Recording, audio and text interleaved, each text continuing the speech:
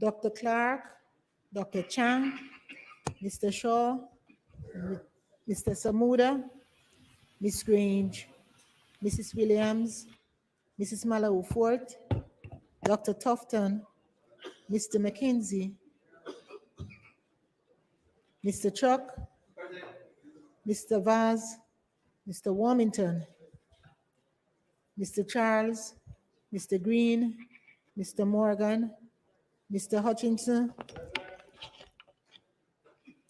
Mr. Terry Long, Ms. Smith, Dr. Dunn, Mrs. Cuthbert Flynn, Mr. Main, Mr. Davis, Mr. Witter, Mr. Brown, Dr. Brown Burke, Dr. Charles, Mr. Chin, Mr. Clark, Mr. Cousins, Ms. Crawford, Ms. Daly,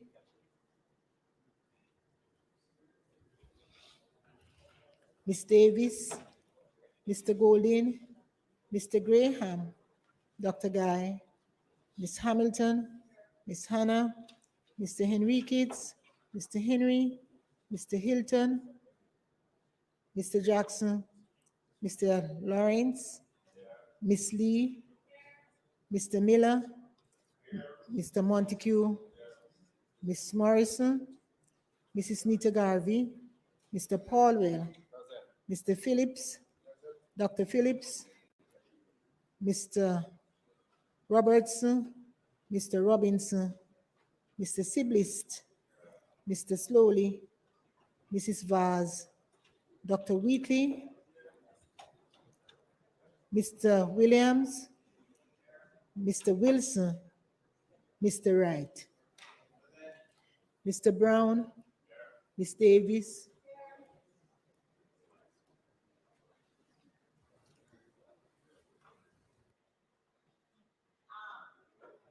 I want to use this opportunity to welcome all persons who have joined us this afternoon to this sitting of Parliament.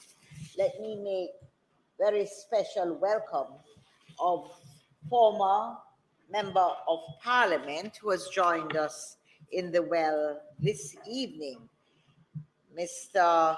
Stone, OJ. He's a former Member of Parliament for Northwest Clarendon.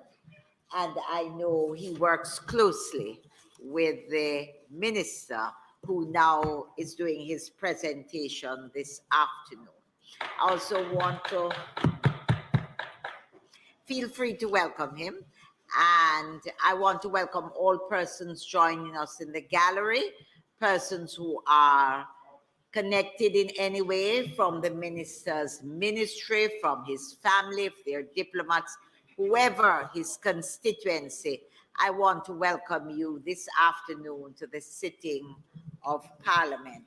I also would like to welcome all persons joining us on the various social media platforms this afternoon and trust that we will have an informative and good sitting this evening. House Leader. Madam Speaker, we're going to have a statement by Minister, and then we will have the sectoral debate immediately after. Members, we are starting the Parliament by the first item on our agenda, statement by ministers, and thereafter we're asking for a suspension of the rest of the agenda, and we will move, as we usually do, to public business. Those in favor? Aye. Those against? The ayes have it. House Leader. Thank you, Madam Speaker. With the consent of my good friend, Minister Aldershaw, he has agreed that we will take the statement by Minister from Minister Morgan, and immediately after, we will continue the sectoral debate.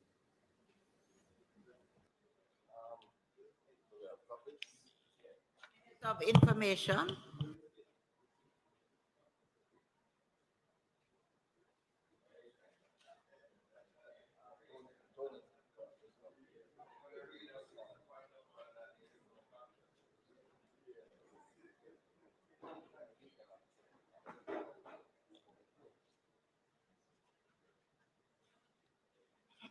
Thank you, Madam Speaker.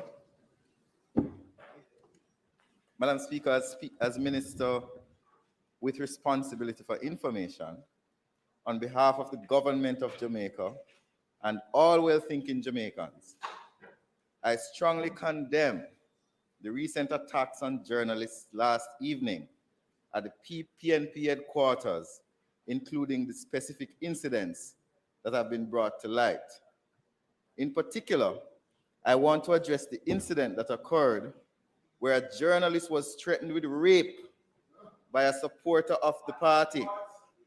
This threat is completely unacceptable and represents a new low in the treatment of journalists in Jamaica.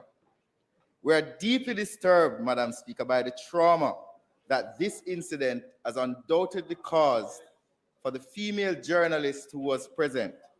And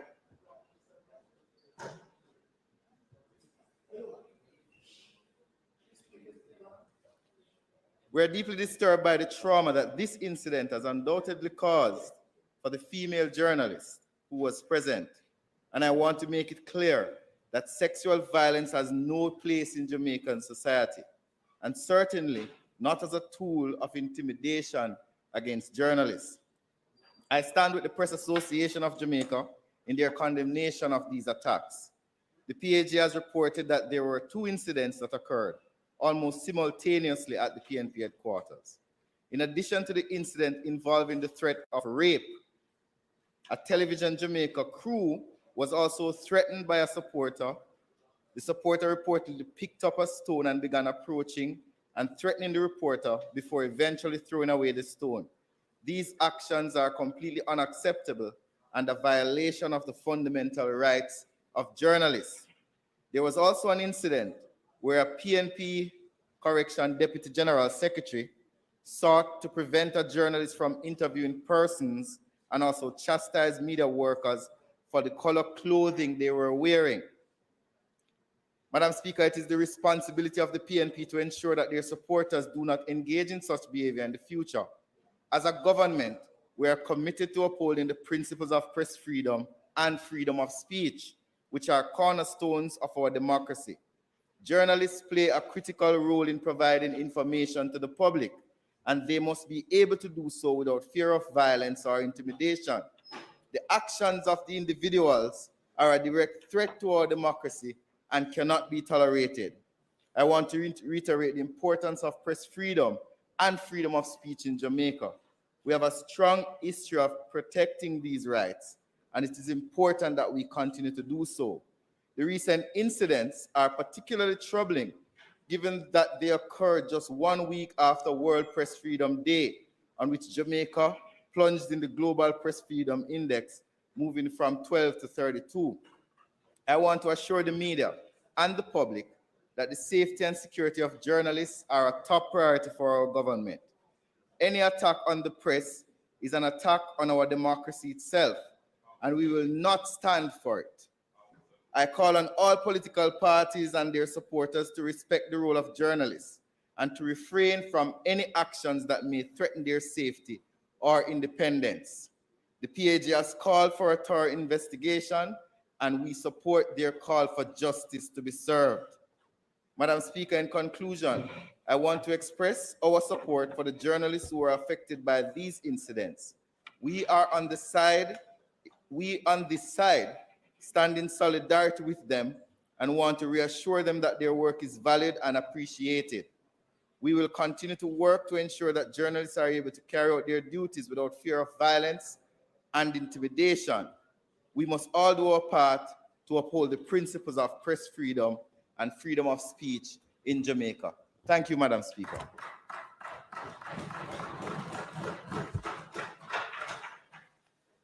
Madam Speaker, the Minister of Information has quite rightly condemned certain activities that took place yesterday evening.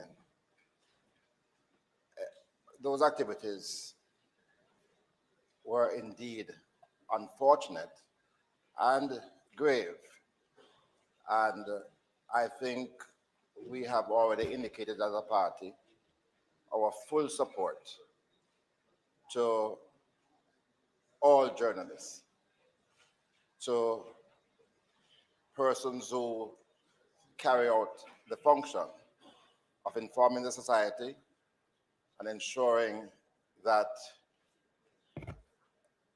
information is relayed in a responsible way. And by and large, we have always found, by and large, the community of journalists to be quite reasonable, even though from time to time, both sides will claim that justice might not be fair, but it is fundamental for our democracy to survive that this arm of our democracy, which is the fourth estate, should not feel in any way threatened at any time or any place in our country. So the party has, in fact, condemned what happened yesterday. The party has unreservedly apologized to the individuals who were present and to the fraternity in general. And this opportunity will not be used to point fingers, but to accept that it should not have happened. And that where the investigations lead, and we will fully cooperate with that, and the chips should fall where they may. Thank you very much, Madam Speaker. Madam Speaker, just to respond, since my name was included in a press release by the Minister of Information, but I too want to condemn any violence against any journalist or any woman, man, or child. I also want to condemn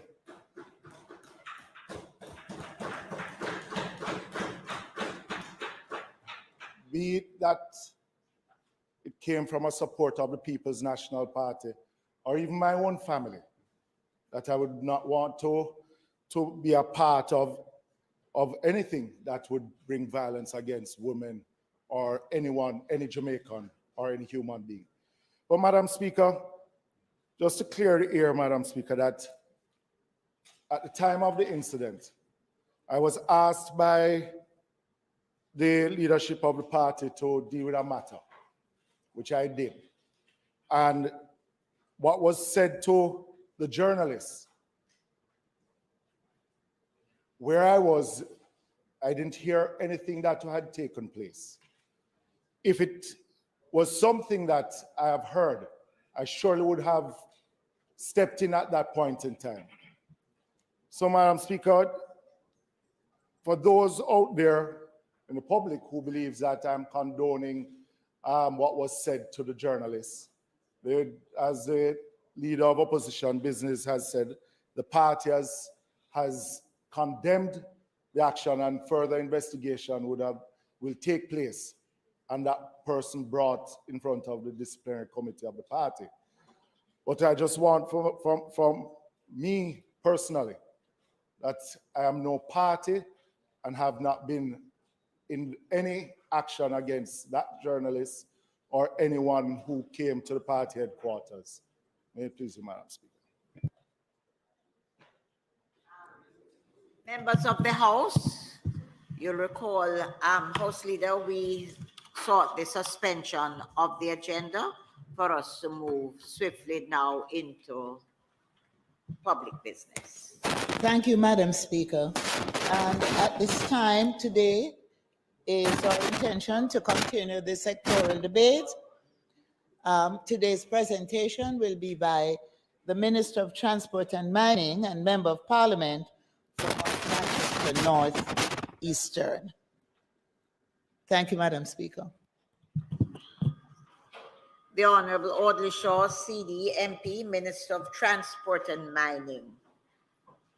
Now invite you to.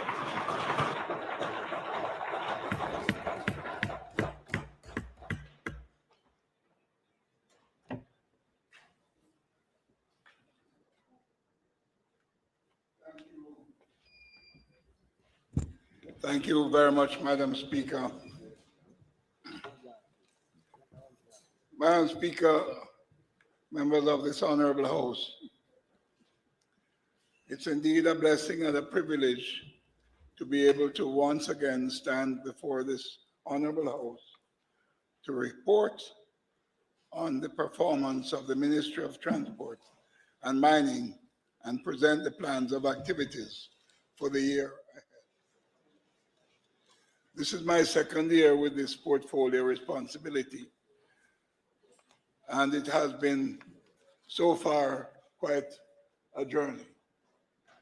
I must first give thanks to the Lord God Almighty, whose continued grace has allowed me to be here today in representation of this country, which I love so much. Assuredly, I do not take this task lightly, as I humbly continue to serve the people of Jamaica. I must publicly express my absolute gratitude to my family, who has been my constant support and rock. My dear wife, who was planning to be here, could not come because she's not feeling too well. But, Madam Speaker, I want you to know that she has sent an able representative. Our little girl, who is 13 years old now, will be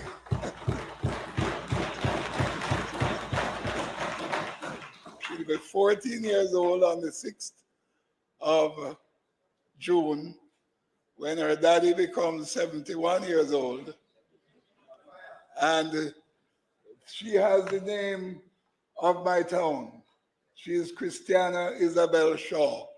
Christiana, stand up and let them see you.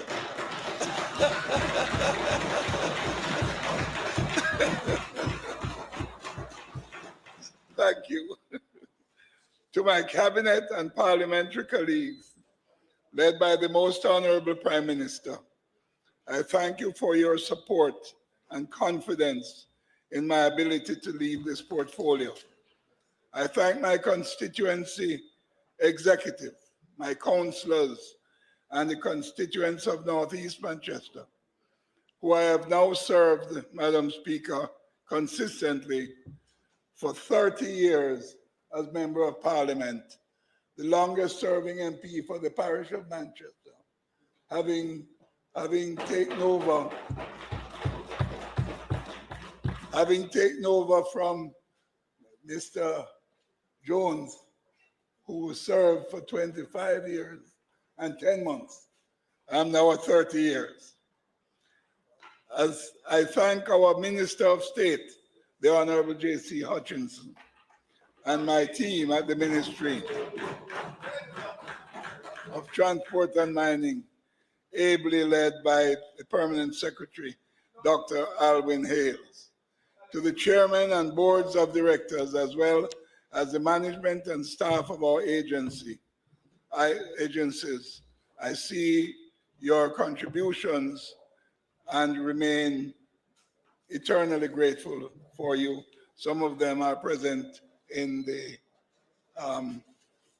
chamber today. Madam Speaker, it would be remiss of me if I did not acknowledge the strength and resilience of our Jamaican people, who have shown me love and support throughout the years. I keep pushing because they motivate me to keep pushing, Madam Speaker.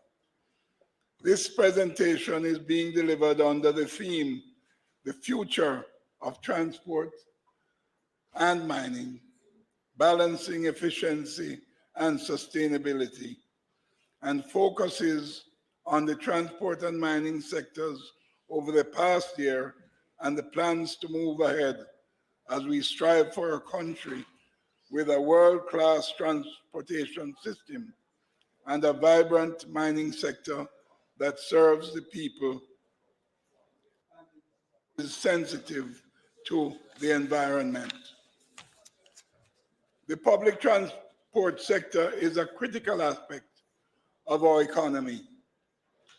And this government continues to work to reposition this sector to ensure reform and sustainability, in spite of challenges faced by this and past administrations. I now highlight some of the positive outcomes. The Montego Bay Metro experienced an approximate 35% increase in revenue and a 45% increase in ridership over the previous year. In improving its service offerings, Mobay Metro has been focusing on customer service training for staff and has established a commuter help desk. Under their Outer Road initiative to facilitate the receipt of videos and pictures via WhatsApp. This number is 876-821-9708, and I encourage commuters to utilize this service. Additionally, Wi-Fi service has been introduced on all buses, which has influenced the increase in ridership. And using the Fleet Facts tracking app, commuters in Western Jamaica can now track or monitor the location of the Montego Bay Metro's buses. We now turn our attention to the Jamaica Urban Transit Company Limited, which provides a vital service for persons without access to private transport and the most vulnerable members of society. The JUTC has been affected by an aging fleet and reduced bus numbers. And while there are about 220 buses, the average daily bus run out right now is 163, which is unacceptable, Madam Speaker. So in addition, well, let me say that this government remains committed to providing the necessary support to not only augment the fleet, but also to modernize its operations using a mix of energy sources, including electric and natural gas units. So, Madam Speaker, as we speak, there are 50 buses, 45 diesel, and 5 electric, which are on the high seas. Right now, they left China on the 2nd of May, and they're on the high seas right now and should be here by the end of this month.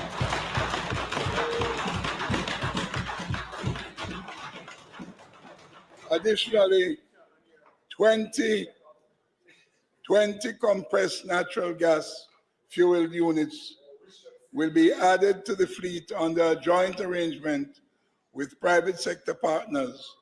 These units are expected late August to September.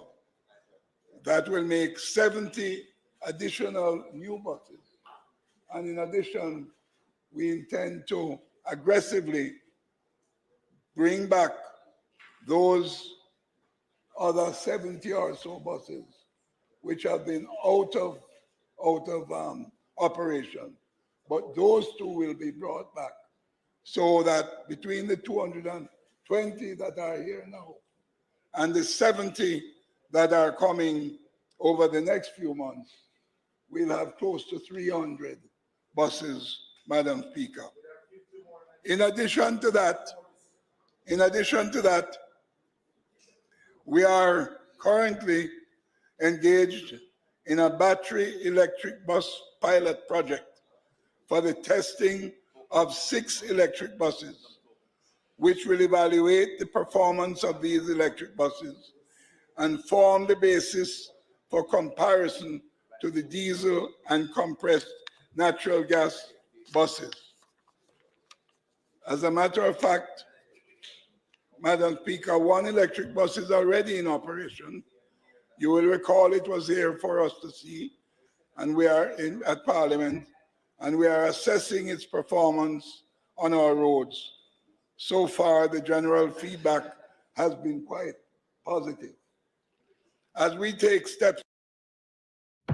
Is this the bag you're looking for?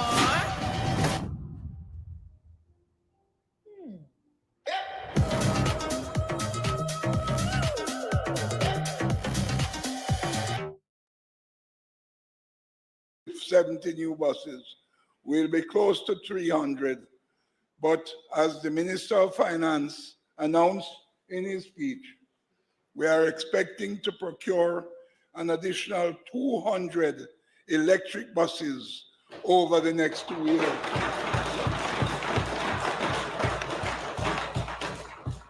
So that would bring us well over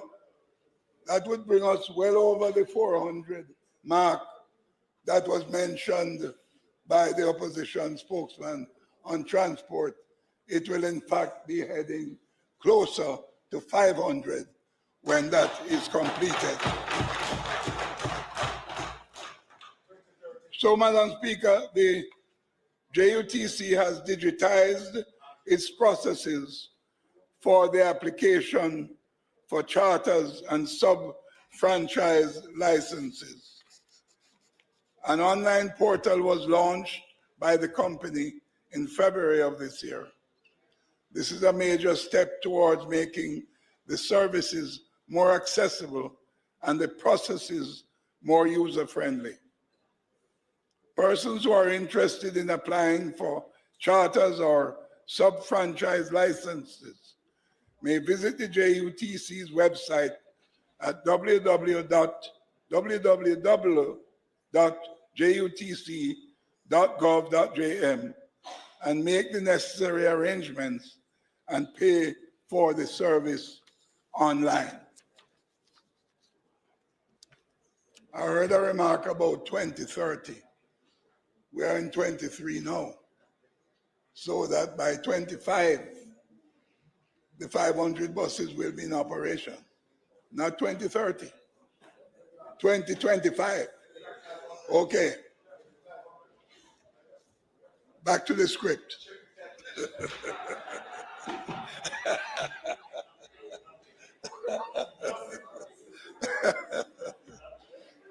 Madam Speaker, the current fare collection system used by the JUTC has become obsolete. The procurement process for an upgraded cashless fare collection system was significantly advanced. However, it was redirected for consideration by the Public Investment Appraisal Branch.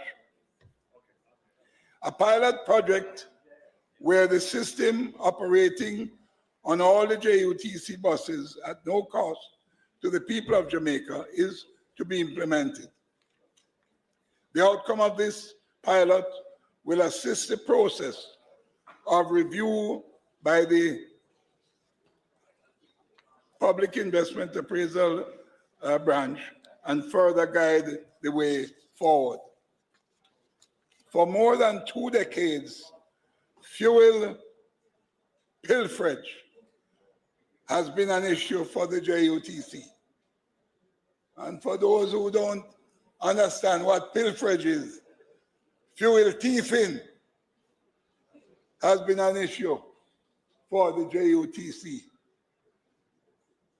We are pursuing new methods to combat the innovative means by which thieves have been pilfering fuel without divulging too much due to the sensitivity and security issues around this matter. We are at an advanced stage of using technology-based solutions to assist us in detecting, locating, and tracking our fuel.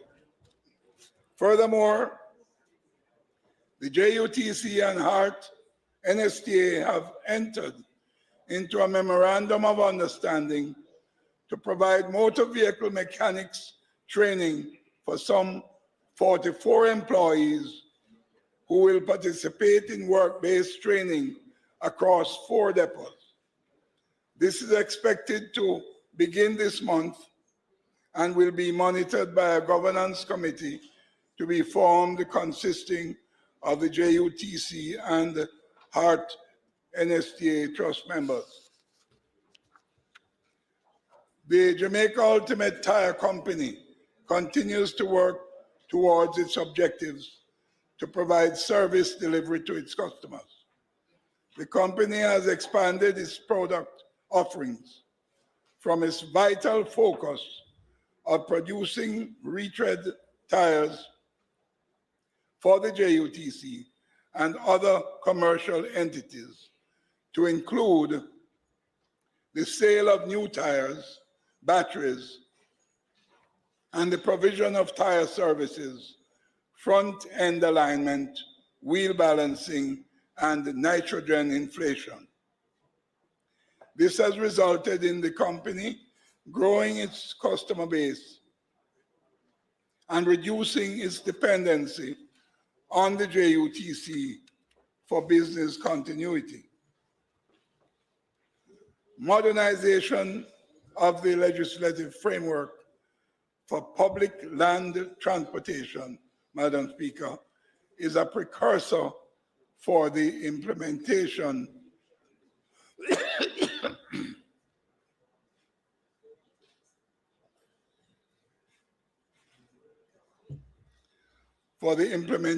of several technological solutions to improve efficiency in the licensing and regulation of public transport.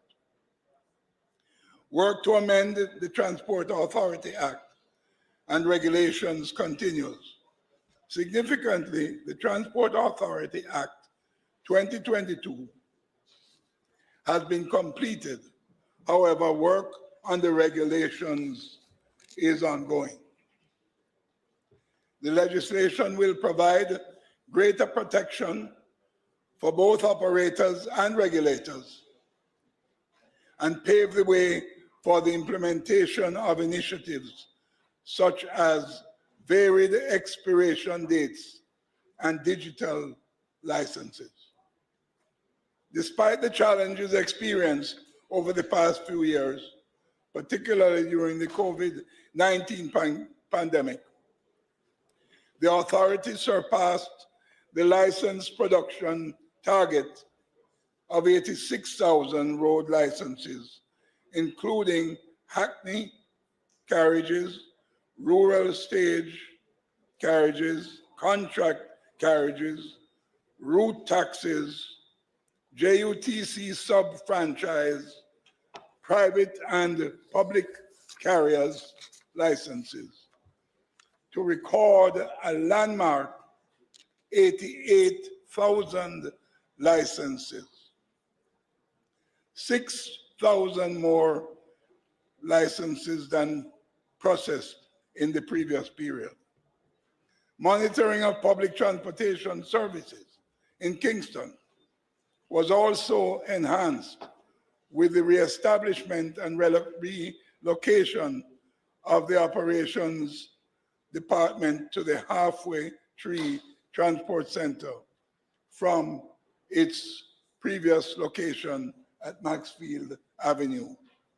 This strategic positioning of the enforcement arm of the authority closer to the hub of transport activity fostered better monitoring within the Halfway Tree area and other key corridors in the metropolis. The authority also retrofitted a number of key customer service areas to enhance service delivery. Customer-centric services are now provided in one location at 107 Maxfield Avenue, which houses the licensing department and motor vehicle release unit, while the corporate office remains at 119 Maxfield Avenue.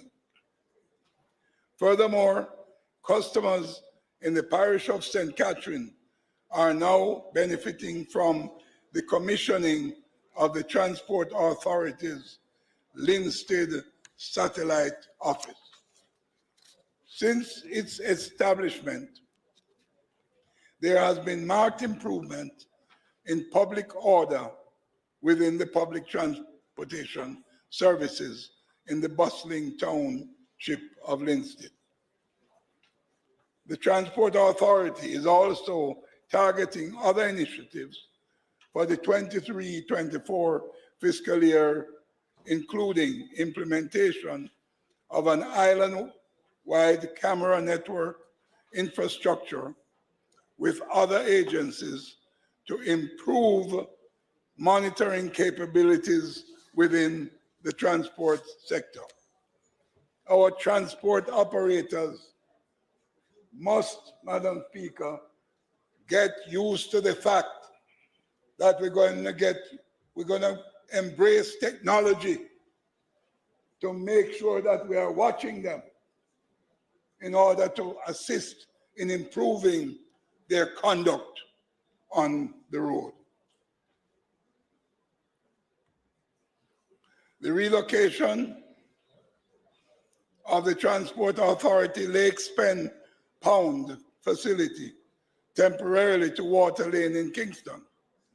Implementation of the Transport Authority Digital Transformation Project, which will focus on digitizing all processes associated with licensing, operations, and the legislative framework governing the authority. The establishment of a satellite office in St. Elizabeth and the rollout of an electronic ticketing system to replace written summons. I also want to advise our taxi and our bus operators that we will be doing our best to provide more bus stops, especially in some areas where bus stops used to be and they are not there anymore. Constantine Road included. We have to work with the National Works Agency to modify, get those matters corrected. As well as we need more parking areas as well for our public passenger vehicles. We are also looking at the potential fare increases. And when those fare increases come, I want to advise everybody right now, those fare increases must be strictly adhered to. Strictly adhered to. The conduct of people charging anything they want, that has to stop. Madam Speaker, as this honorable House is aware, the Jamaica Railway Corporation commenced operations of a student passenger rail service in January of 2022 and currently provides safe and cost-effective transportation for students from Old Harbor and Linstead to Spanish Town. The JUTC and the Jamaica Railway Corporation continue to partner with the Ministry of Education and Youth to provide this transportation service to students at 6 schools located in the environment of Spanish Town, namely the Innswood High School, Jonathan Grant High School, Spanish Town High School, St. Catherine High School, St. Jago High School, and Jose Marti High School. A total of 78,943 students have been transported since the start of the service. with peak total ridership of approximately 600 students per day. Further, since the introduction of the pilot student service, commuter trains, an additional 3.67 million in earnings has been generated from the offering of train excursions to various schools across the island. It is important to note that there are several studies underway to assess the demand for a commuter service, which will inform the development of a full-scale project, which will also include adult passengers on those existing lines. To this end, the JRC, in discussions with the World Bank, with a view to utilize grant funding in support of the build-out of the initiative. Part of the intention is to revitalize a rail service from Kingston to Spanish Town, which will include a spur line between the Spanish Town to downtown Kingston line and the Portmore for both passenger and freight. In particular, the expected Greater Bernard Lodge development would also benefit from it. The $80 million loss being touted for the JRC for 22-23 financial year was the projection. It was the projection by the entity. It was not the actual loss. Just want you to know that, sir. And in truth, the entity incurred a loss of only $20 million. Just want you to know that, okay? This was primarily due to the initial expenditure required to undertake the execution and operations of the pilot student passenger rail service program. Notwithstanding this, the JRC is positioned to improve its financial performance as there are a number of upcoming plans to commence this year. Transportation of aggregate. An agreement was recently signed with a mineral agency for Retail and Logistics Limited, MARL, to start transporting aggregate from Old Harbor to Linstead and from Bogwalk to Port Esquivel, which will then be transported by sea to other Caribbean islands. This is expected to ensure consistent revenue for the JRC by utilizing the approximately 30 miles of operating track within St. Catherine. The total aggregate to be moved is projected to be approximately 1 million tons per year, resulting in potential revenue of over Jamaican $480 million per annum. Plans for the operation of a tourist train service from Montego Bay to Appleton by a private investor under a track user agreement is also at an advanced stage and will be presented to Cabinet in short order. The project will be implemented in two main phases. Phase 1, Montpelier to Appleton, construction rehabilitation commencing in 2023 and the start of rail operation into Montpelier by 2024-25. Phase 2, Montpelier to Montego Bay, construction to commence thereafter. Plans are in place to expand the commuter rail service to transport over 5,000 workers daily in support of a business process outsourcing investment, which is expected to come on stream shortly in Angels in St. Catherine. The JRC is actively engaged with the investors to bring this process on stream in this fiscal year.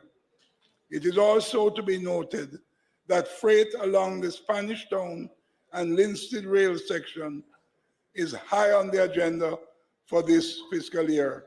And I want to stress that our goal is to eventually revive the Kingston to Montego Bay passenger and cargo service.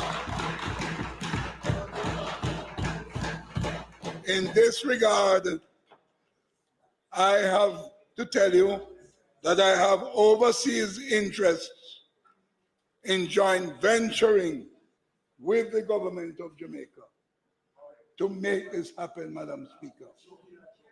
And the fact is that over 30 years now,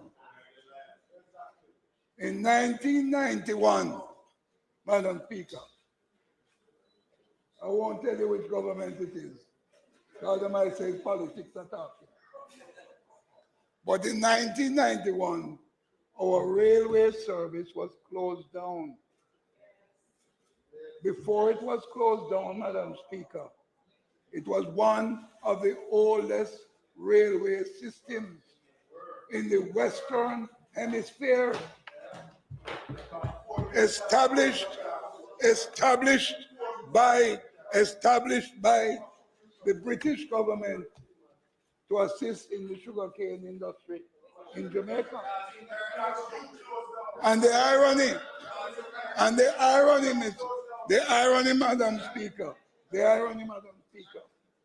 is that globally, the train service, railway service, is constantly expanding and technologically improving.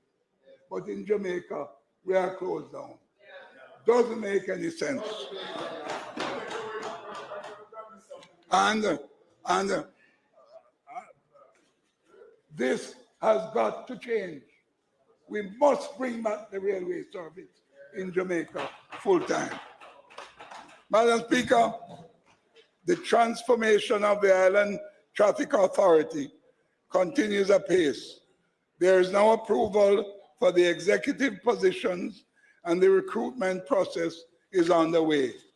The system being used to facilitate the administration of motor vehicle registration and driver's licenses is at the end of life. Consequently, the new integrated motor vehicle and driver's license system concept was finalized and submitted for entry into the public investment management system. This system will accommodate the functions mentioned, as well as the new and expanded functions of the ITA, as legislated in the 8th schedule of the Road Traffic Act of 2018. Additional technology to enhance the ITA's ability to ensure the smooth execution of the Road Traffic Act and regulations include the procurement of critical tools such as headlight aimers, tint meters, decibel meters, modern crash data retrieval kits.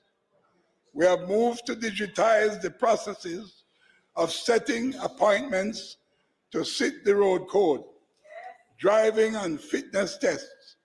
Persons are now able to sit these tests online at select locations, and the intention is to have this facility implemented across all examination depots this year. Madam Speaker, the Ministry of Transport and Mining has received numerous reports from schools regarding underage driving. With this in mind, the Road Safety Unit, Island Traffic Authority will increase road safety education in secondary schools. To this end, a road code test program for secondary schools has been launched to ensure students are equipped to use the roads safely. So far, So far, York Castle High School in St. Anne, Little London High School in Westmoreland, St. Jago High School and Jonathan Grant High School in St. Catherine have completed road code test sensitization and training. The partnership with secondary schools will also see the introduction of a learner driver education program called the Jamaica Adolescent Learner Driver Curriculum. And this is one of the strategic goals of the Pedestrian Safety Committee to ensure that safe driving principles and practices are passed to prospective drivers and the younger generation to improve driving behavior and decrease the risk to vulnerable road users, especially pedestrians. UNICEF is supporting the initiative, and so far, 7 schools have added the JADC to their offerings. I now draw your attention, Madam Speaker, to the aviation sector. Jamaica has worked towards maintaining a strong aviation presence and continues to bolster our strengths and improve on international standards and best practices. The Airports Authority of Jamaica, their efforts to secure scheduled commercial air service at the Ian Fleming International Airport has reaped partial success, with 2 airlines, Inter-Caribbean and QCAS, launching services in June 2022. And we expect to have American Airlines flying there before the end of this fiscal year. There has also been a series of upgrades amounting to US $9.23 million to facilitate scheduled international passenger airline service at the IFIA over the next 3 years. These projects will boost efficiency, functionality, and enable a seamless and comfortable passenger experience. Work continues to improve the domestic aerodromes and to grow domestic aviation services at these facilities post the COVID-19 pandemic. Jamaica's aviation traffic took a serious hit in 2020 with the emergence of the COVID-19 pandemic, falling by 67% or 2.2 million passengers, having previously stood at 6.5 million passengers between the Sangster International Airport and the Norman Manley International Airport. Full recovery at that time was forecasted, Madam Speaker, to take place by 25-26.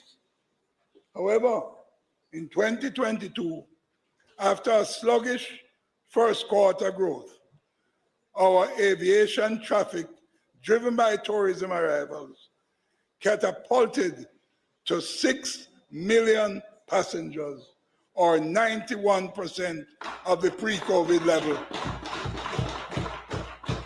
by December of last year. As I indicated, this remarkable recovery has taken place halfway through the projected 6 years.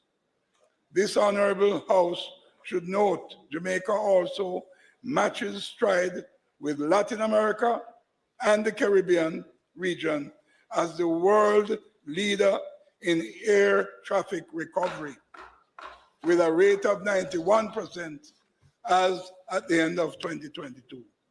The overall world air traffic recovery rate at that same end of 2022 is 72%, as published by the Airports Council International.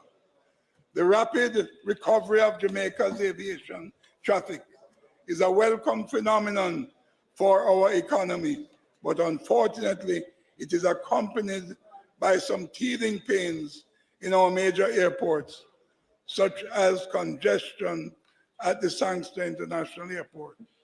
This is a matter that is being given full attention by the government and the responsible agencies. As an Without the ones like you working tirelessly to keep things running, everything would suddenly stop.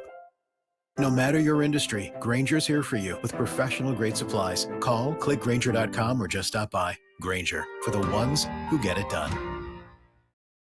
month. Airports are, by nature, very capital-intensive facilities with ongoing expansion and other programs in response to traffic growth, industry and regulatory compliance, innovations for efficiency, and changes in the operational environment. Among the AAJ, MBJ Airports Limited and PACAL, there's a committed capital expenditure of over $100 million to be executed over the period 2023 to 2026. $46 million is slated to be spent in this financial year.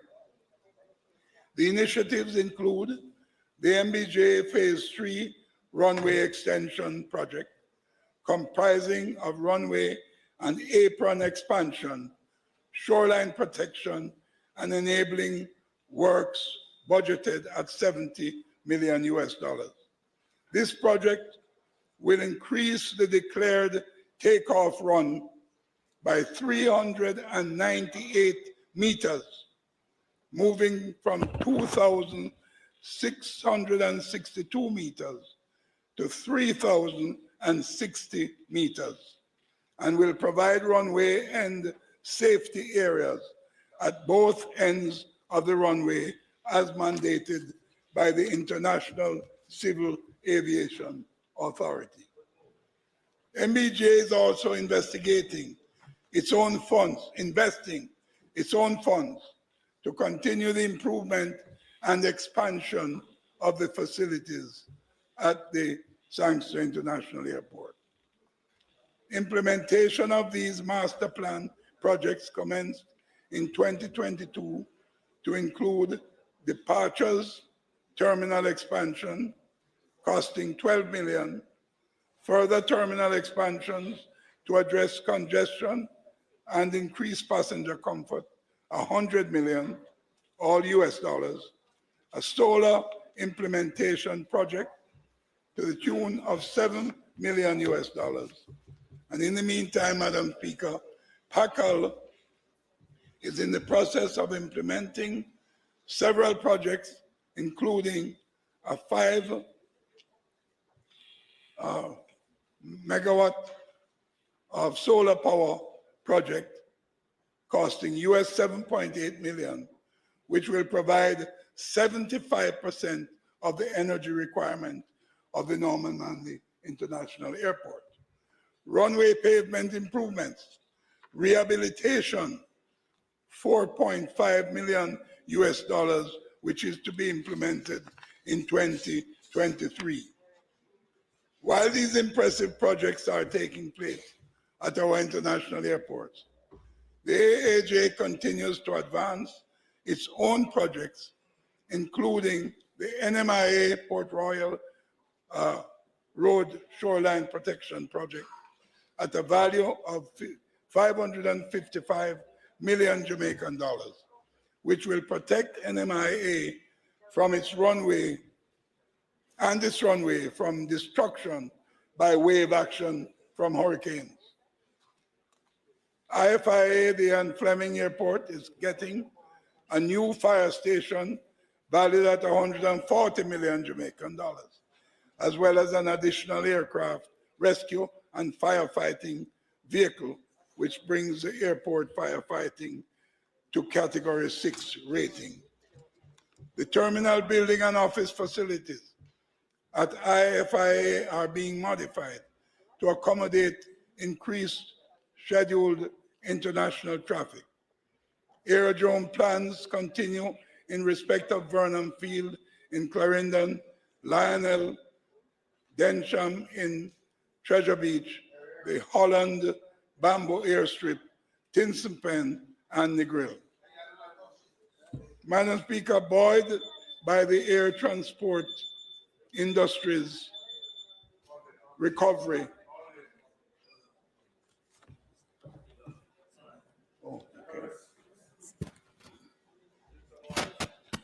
Madam Speaker, I ask that the minister be given sufficient time, 15 minutes or so, to complete his presentation. The question before the House is that the minister be given sufficient time, 15 minutes or so, to complete his presentation. Madam Speaker, if I could, Madam Speaker, I'd like to just make this point. I would very much like the minister to continue until he completes his presentation without setting a time. But there are some rules that we have to observe. And that from time to time, it would appear that we are, there's preferential treatment in here, and I don't want to be accused of that. And so I'm asking for him to be given 15 minutes or so to complete his presentation. Thank you. Members, the question before the House is that the minister be given 15 minutes or so to complete his presentation. Those in favor? Those against? The ayes have it. Minister.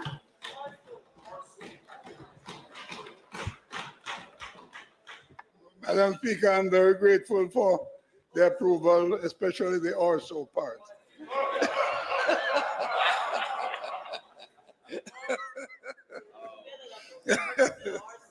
As I said, buoyed by the air transport industry's recovery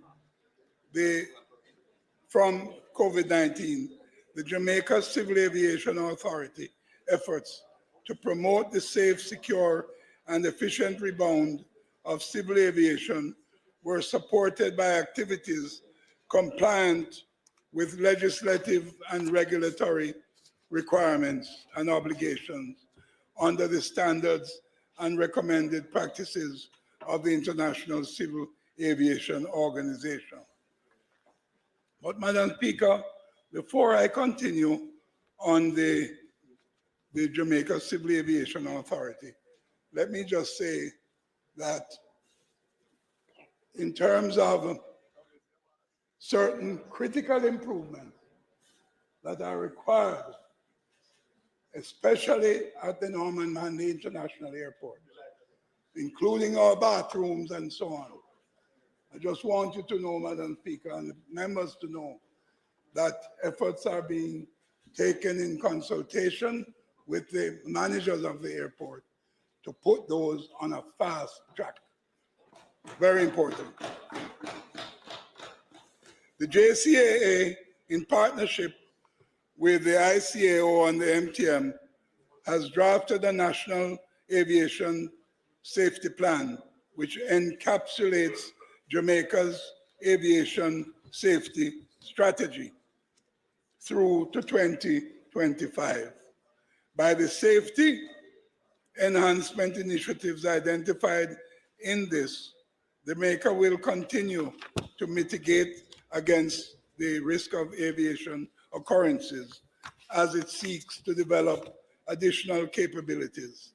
The NASP promotes the effective implementation of Jamaica's aviation safety oversight system, a risk-based approach to managing aviation safety, and a coordinated approach to cooperating with other states, regions, and industry participants. The Jamaica Civil Aviation Authority has updated its critical communication, navigation, and surveillance systems to improve business continuity and efficiency of the air traffic management system. The authority will also implement a ground-based automatic dependent surveillance, broadcast, ADSB, and a low-level wind shear alert system to enhance surveillance and provide accurate and reliable operations in local weather conditions. The JCAA has also acquired a node of the MEVA, and this is, I'm not going to say what that means, except to tell you what the meaning. The meaning is improvement to ATS voice link. A backup, all right, you want me to repeat it then? All right, majoras a los enlaces de voz ATS. I was afraid I would curse my word. That's why I did but that means meaning improvement to ATS voice link, a backup component in communication networks to ensure safety and regularity of operations. This activity will also impact a common telecommunications network to be implemented across the Caribbean region. And let me say here, Madam Speaker, that it would be remiss of me if I did not take the time to acknowledge the passing of Captain Dudley Beak, who gave invaluable contributions to the aviation sector in Jamaica. He will be greatly missed.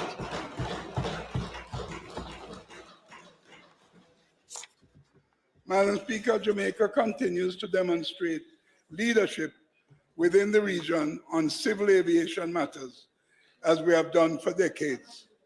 Members of this House will recall that Jamaica launched this candidature for a seat on the ICAO Council for 22-25 triennium on May 26, 22, following elections at the 41st ICAO Assembly in Montreal, Canada, on Tuesday, October 4, last year, 2022, where I was present. Jamaica successfully secured a seat on Part 3 of the ICAO Council for the 3-year term. Securing the ICAO Council seat is a progression towards closer collaboration, advocacy, influence, and harmonization at the highest levels of the aviation industry. Madam Speaker, Aerotol is responsible for providing technical support and engineering operations for Jamaica's air traffic management systems and communications, navigation, surveillance facilities, which are relied upon by various stakeholders in the aviation industry.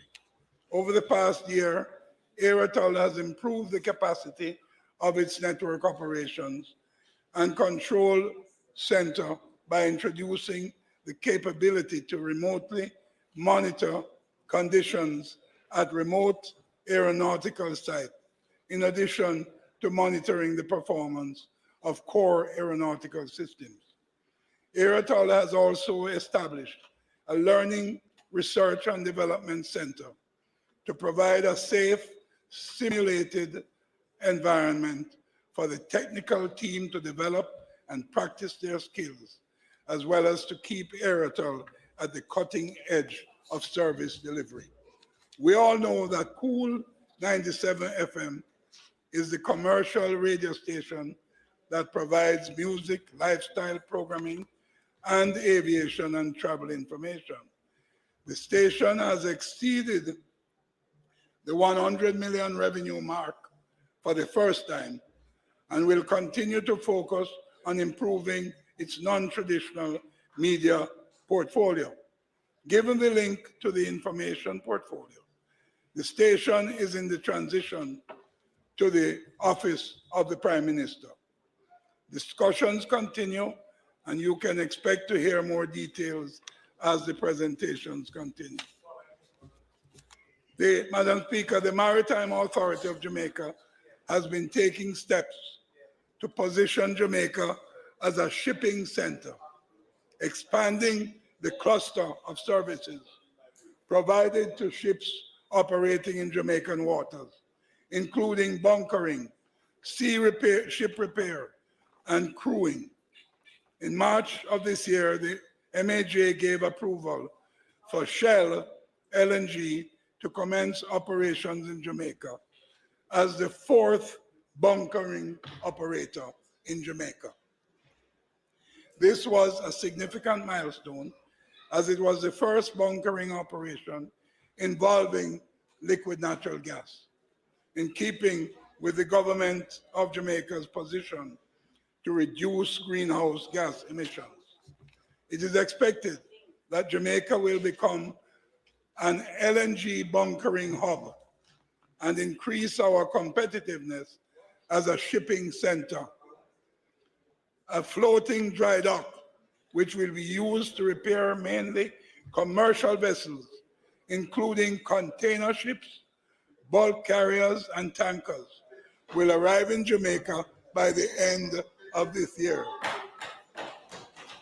You may recall that in January this year, the Honorable Prime Minister broke ground for this facility, which will result employment of skilled and unskilled labor and provide foreign exchange earnings. A reciprocal agreement was signed between the MAJ and the Maritime Administration of Norway to facilitate the placement of Jamaican seafarers on a Norwegian registered floating storage regasification unit, the Hoig Gallant, currently stationed in Portland Bight, and which supplies gas to the bauxite companies. The reciprocal agreement facilitated the placement of Jamaican seafarers on this unit and other vessels flying the Norwegian flag. Additionally, through a similar reciprocal arrangement concluded with the Netherlands and Jamaica, seafarers were employed on the LNG tanker Coral Athalia, which transfers fuel from the FSRU in Portland Bight to the Bogue JPS plant in Montego Bay. Registration of mega yachts continues to be a major source of revenue for the MAJ. And over the period, 109 such vessels were registered. The registrations are primarily from overseas owners, and currently there are 588 yachts registered in Jamaica. Madam Speaker, I am happy to announce that Jamaica will be pursuing re-election to Category C of the IMO Council in December of this year for the 24-25 biennium. We are optimistic about this re-election as Jamaica has consistently been a leader in maritime activities, representing the interests of other small island developing states in the region. During the year 22-23, the Port Security Corps Limited continued to contribute to border security through screening services for outgoing passengers and their luggage at Jamaica's ports of entry and exit.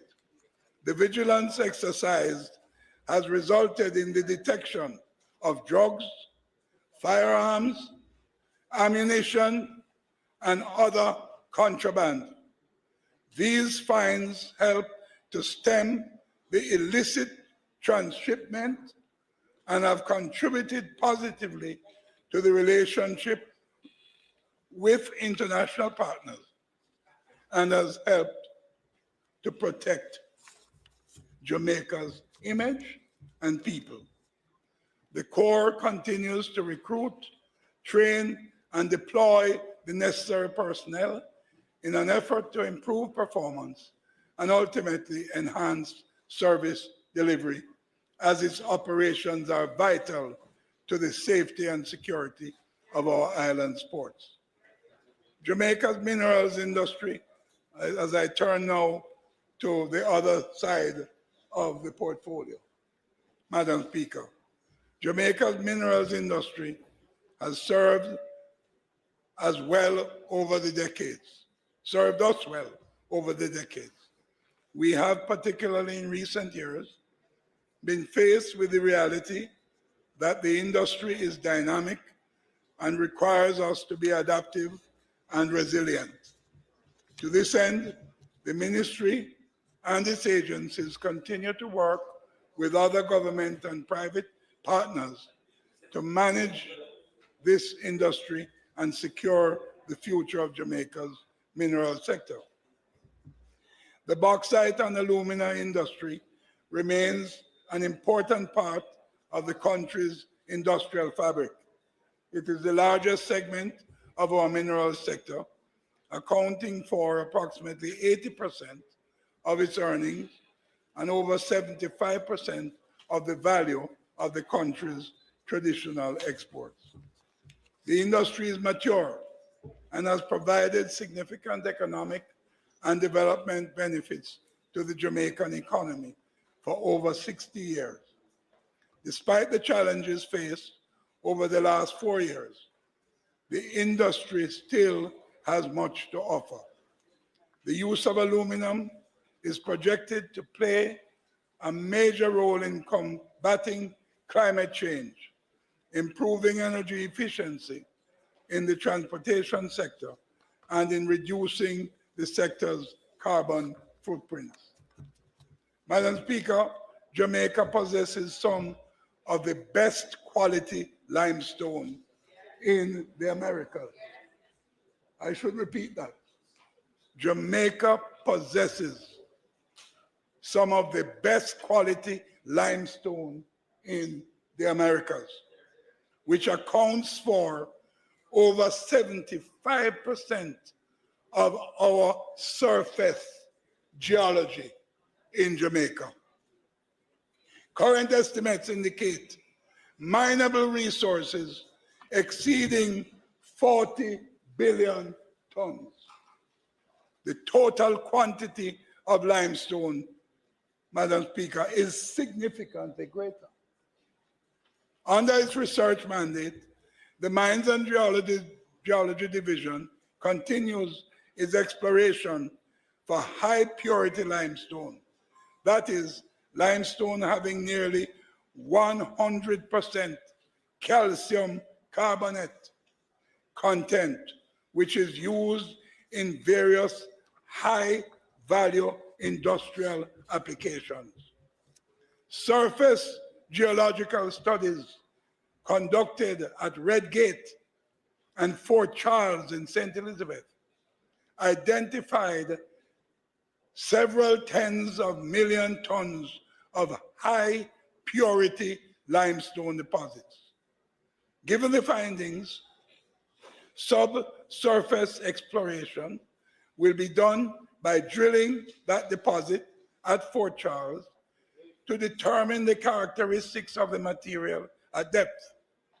These limestone deposits have the potential for rapid economic development and are used for the manufacturing of pharmaceuticals like antacids and excipients for tablets and products used widely in the construction sector, such as paints, cultured marble, and adhesives, caulks, and sealants.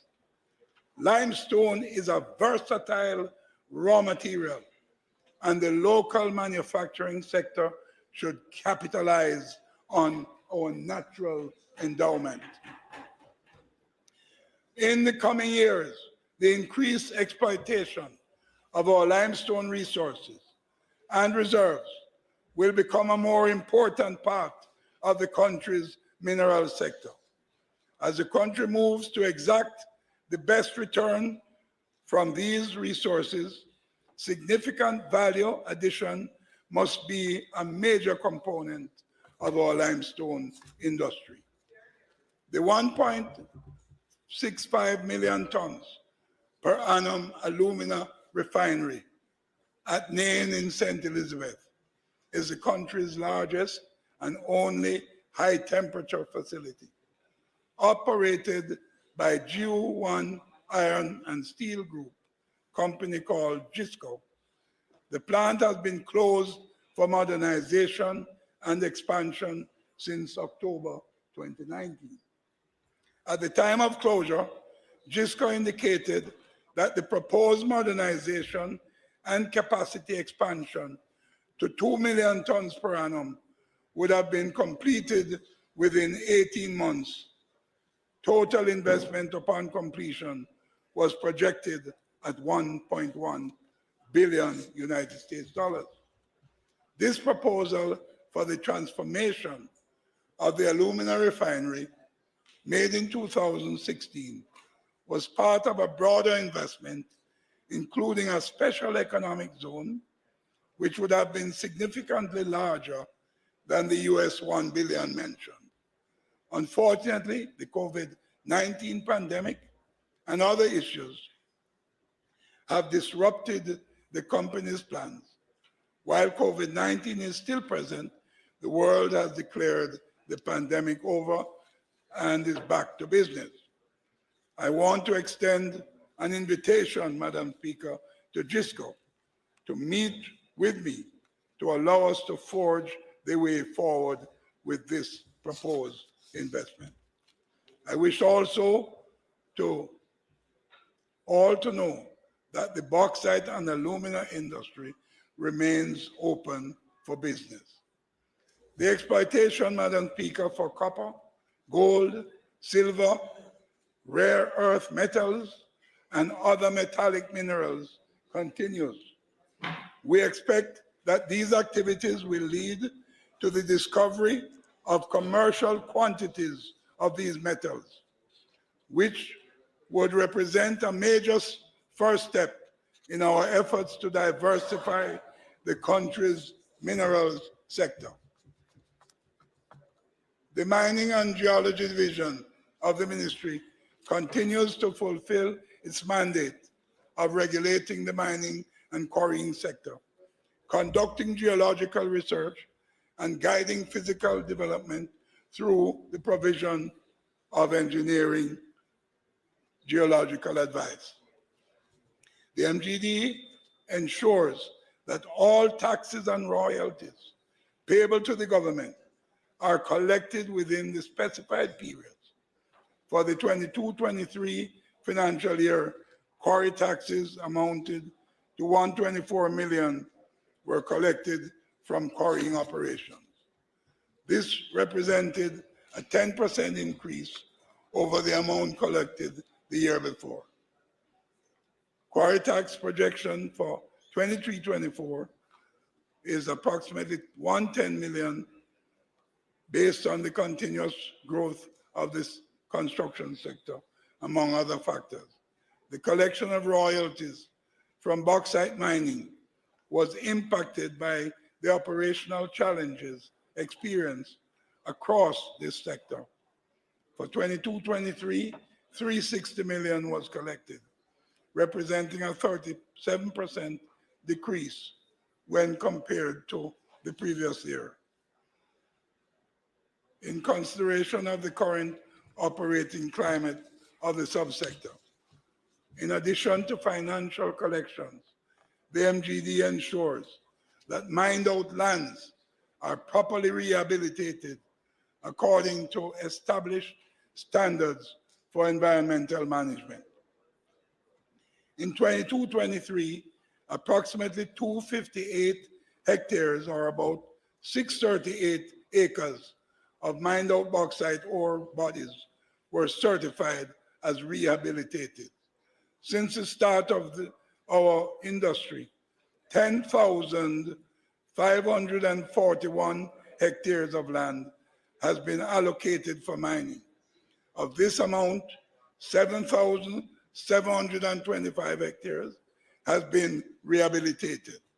The remainder represents lands that are either currently being mined or are in the process of being rehabilitated.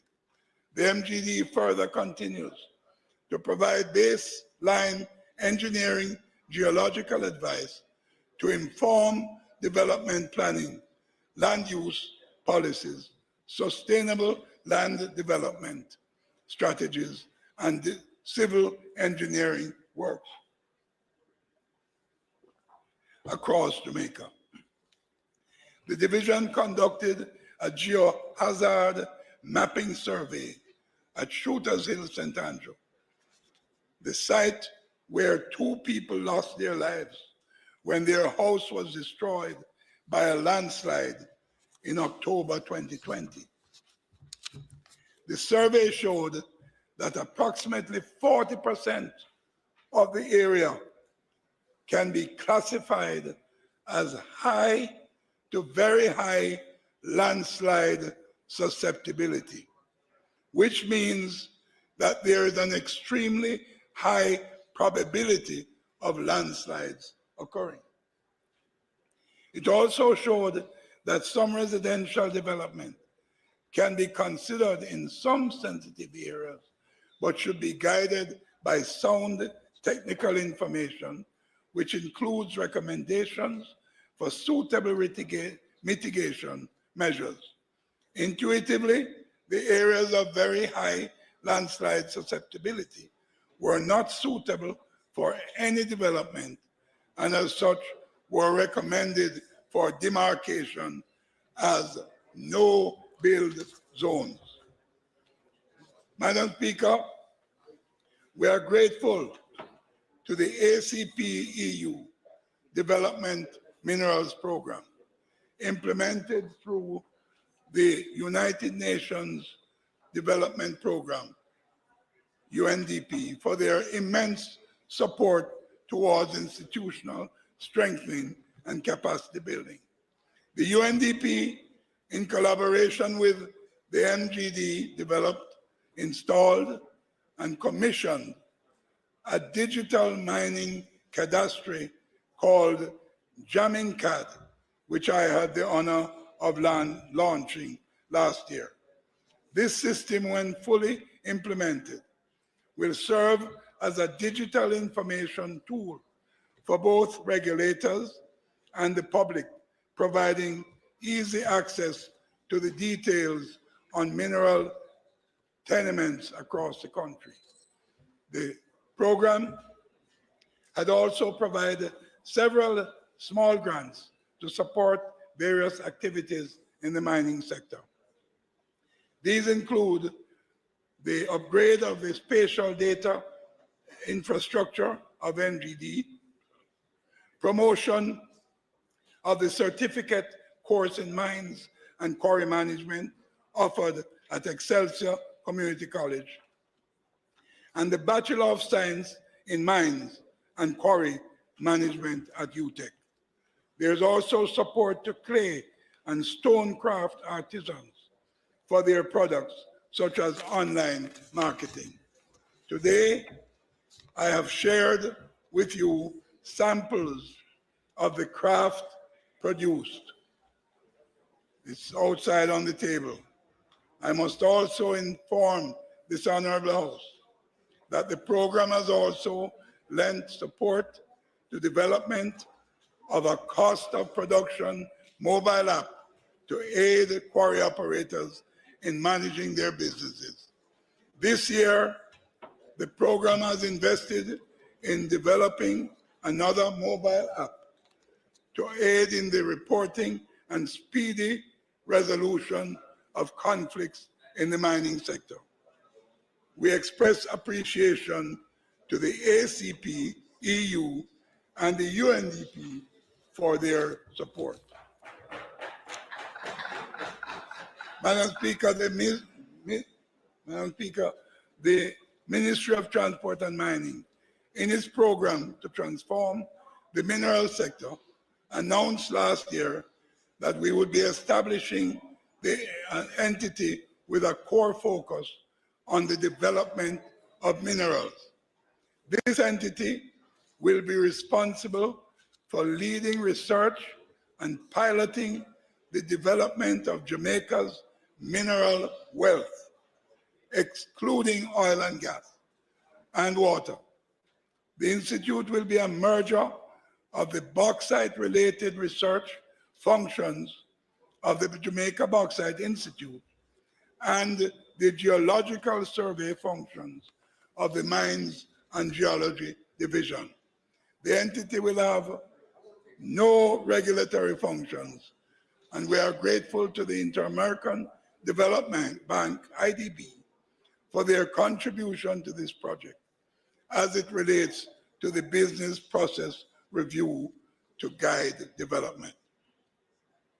The Jamaica Bauxite Institute, Madam Speaker, continues to provide research services to the bauxite and minerals industry and is involved in several community engagement projects, such as the renovation of the Black River Hospital frontage through the JBI BCDP in partnership with the Southern Regional Health Authority.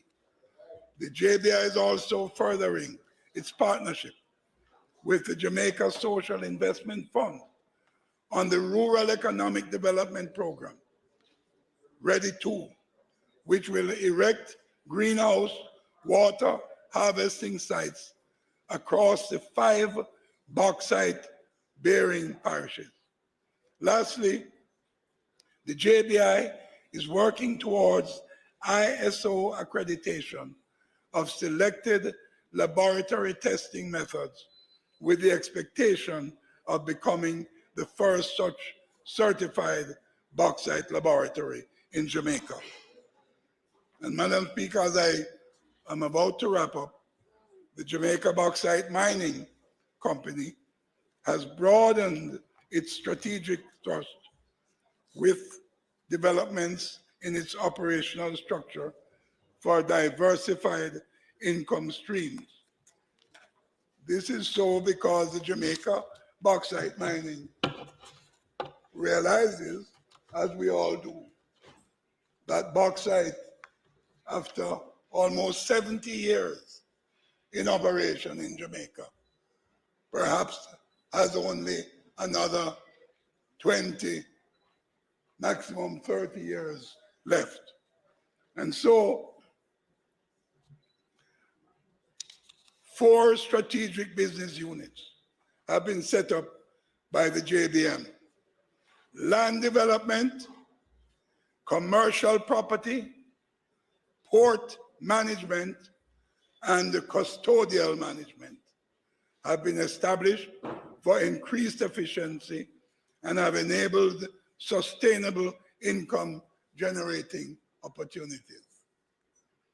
There has been significant growth at the Reynolds Pier with improvements in operational processes, talent management, skills development, resulting in a 100% increase in aggregate exports and a progressive increase in cruise vessels berth there.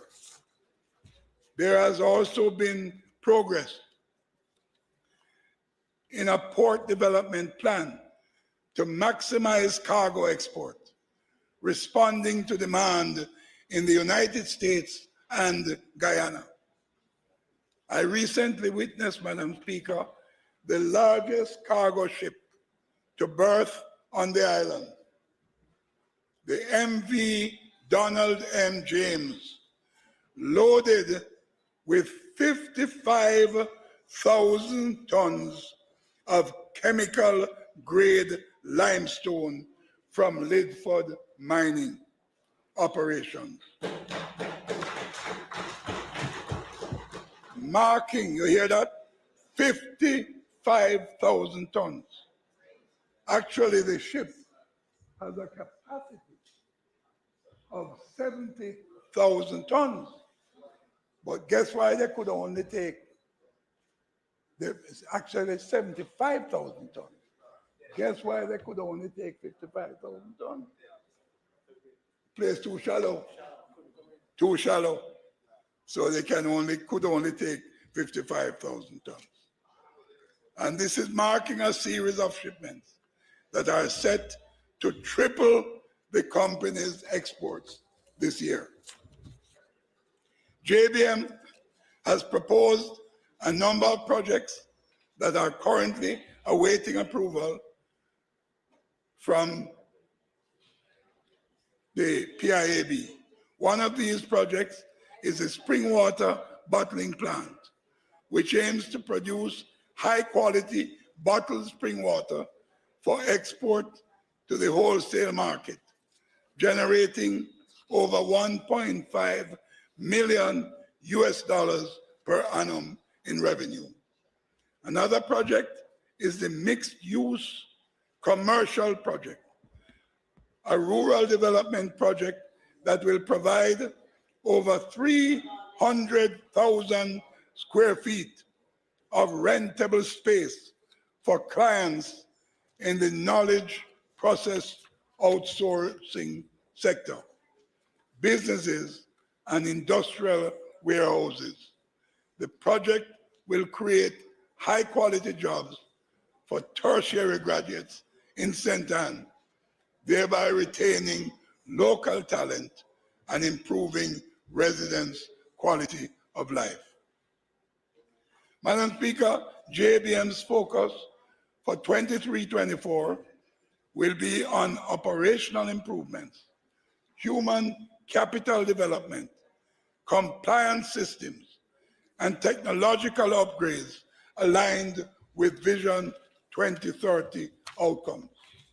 The plan is to increase aggregate exports by developing Reynolds Port for limestone export, forging strategic partnerships and joint ventures, and increasing the current annual capacity of 500 tons to 2.5 million tons in the short term and 4.5 million tons annually in the long term. They will also create an industrial park with 80,000 square feet of rentable space and deliver 500 units of affordable housing in Orange Park to support the amenities. We will move to get approval from PIMC before the end of the financial year. JBM aims to optimize social and financial returns while promoting sector expansion in a sustainable fashion. So, Madam Speaker, as I come to my conclusion, I looked up and I saw my first daughter in the audience, Dr. Sasha.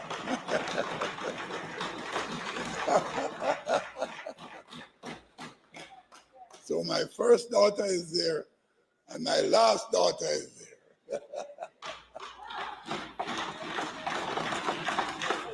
And my second daughter is watching me on TV, okay? So, Madam Speaker, the Ministry of Transport and Mining has come a far way over the past year. Despite the challenges, opportunities abound, and we remain committed to ensuring that this ministry makes a lasting impact on the lives of the Jamaican people. Can you imagine that in this country, we have the largest reserve of high-quality limestone in the entire Caribbean region? God is good. God is good. Yes. As it is with every other ministry, there are challenges.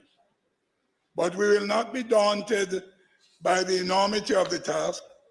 We have an obligation to the people of Jamaica to do what we must in the nation's best interest and remain steadfast in our commitment to do just that. My team at the ministry and its agencies has been a tremendous support, and I am confident that these servants of the people who have dedicated their lives to creating a better Jamaica have what it takes to get the job done. The Ministry of Transport and Mining remains committed to being the driving force behind a sustainable and reliable transportation system, as well as for a responsible, profitable mining industry, which is God-given to us. God-given. And we must put it to the benefit of the people of this country. Only then can we rest assured that the future of transport and mining is indeed balanced in efficiency and sustainability. Thank you, Madam Speaker. God bless you all, and God bless Jamaica, land we love.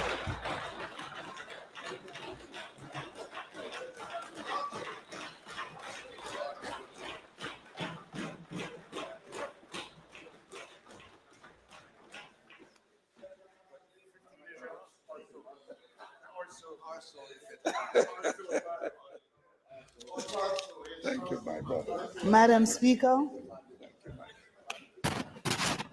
I'd like to congratulate Minister Shaw on his presentation. And at this time, I ask that the sectoral debate be suspended.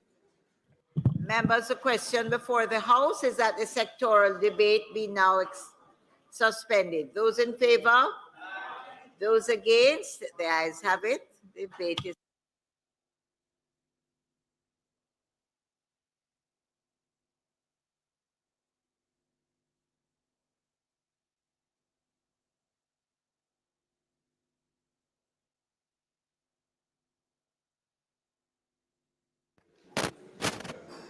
Madam Speaker, I now ask for the recommittal of items on the order of business from statement by ministers to public business. Thank you. Members, the question is that we have the recommittal of the items on the agenda beginning at statements by ministers. Those in favor? Those against? The ayes have it. Madam Speaker,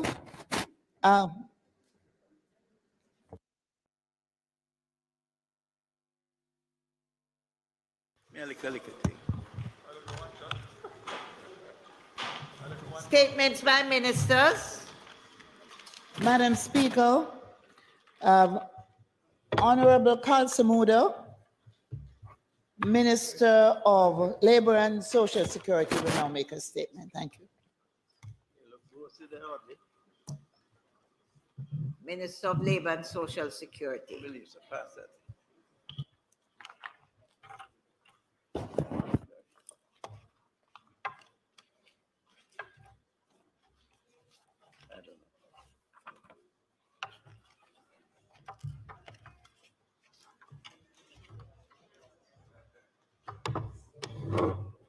Thank you very much, Madam Speaker, and thank the House for accommodating me to deliver this statement. On Thursday, March 16th, Prime Minister, the Most Honorable Andrew Holness, announced in this Honorable House that the national minimum wage and minimum wage for industrial security guards were being increased and will now be expanded on by me after that announcement. Effective June 1st, 2023, the national minimum wage for workers, including household workers, will be increased from $9,000 to $13,000 per 40-hour work week.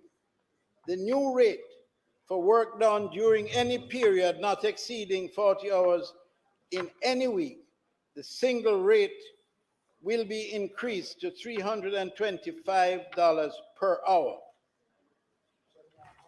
Time and a half will be increased to $487.50 per hour for work done in excess of 40 hours in any week. and double time rate will be increased to $650 per hour for work done during any period on a rest day or on a public holiday. Madam Speaker, the minimum wage for industrial security guards will also be increased. This rate moves from $10,500 to $14,000 per 40-hour work week. The increase will be in effect for the next 2 years, starting at June 1st, 2023. Madam Speaker, the revised hourly rate for work done by security guards during any period not exceeding 40 hours in any week will be increased to $350 per hour. That is the single time. Work done during any period in excess of 40 hours in any week will attract a time and a half rate. That rate will be increased to $525 per hour. The security guards will be paid double time for any period worked on a rest day or a public holiday. The double time rate will be increased to $700 per hour. The allowances payable to security guards will also be increased. These include laundry allowance, which will move from $47.62 to $52.38 per hour. Firearm premium allowance moves from $51.95 to $57.15 per hour. And dog handlers premium allowance will move from the current $35.72 to $39.29 per hour. Finally, Madam Speaker, security guards life insurance coverage with double indemnity protection and dismemberment coverage will now be increased from $2,976,000 to $3,275,000. All these increases take effect on June the 1st, 2023, Madam Speaker. Thank you. Madam Speaker, the opposition welcomes these increases. 2 million. But we have a concern. From the last minimum wage increase in 2022, the government of Jamaica, through various ministries and agencies, constitutes one of the largest, if not the largest, employer of security guards and persons who earn the minimum wage. At this point, today, on May 9th, there are still thousands of Jamaican workers who have not gotten the minimum wage increase, which went into law in 2022. At the PAC meeting last week, I asked the permanent secretary in the Ministry of Health to provide a status on negotiations with companies who are contracted by the government and who employ janitors, the people who clean the hospitals' doors, etc. He said at the time that 50% of those employed by the Ministry of Health, 50%, that they have concluded negotiations for 2022. So we are in May. These increases take effect June next month. Now, what confidence can I have that given that we have not implemented the 2022, meaning from moving from 7,000 to 9,000. So we have workers who are still earning $7,000 right now. Right now. So what confidence can we have that when this comes into effect next month, with more than half of the negotiations for last year not concluded, that we will be in a position to pay the workers? The government is the largest employer of labor. Not direct. No, I'm not saying it is direct. I didn't say it was direct. It is indirect because you contract these companies. But the companies can't pay the increase unless there's an adjustment in the contract. And so the companies can't absorb that increase without the adjustment. Are not concluded you were still going to have thousands of workers who are earning below the minimum wage. And I don't think come June that we will settle with all the companies for last year, much less to deal with this year. So the Minister of Finance, I believe, wants to respond, but we need to know when the government plans to address this disparity that exists. And the companies have been complaining, quite frankly. They have been writing to you, they've been writing to various ministers. Yes, absolutely. Particularly ones who work in the Ministry of Health and the regional health authorities that provide janitorial, security, and other services. Thank you. Complaining that their contracts have not been updated so that they can pay the new minimum wage increase that was announced in 2022. That's what they've been complaining about.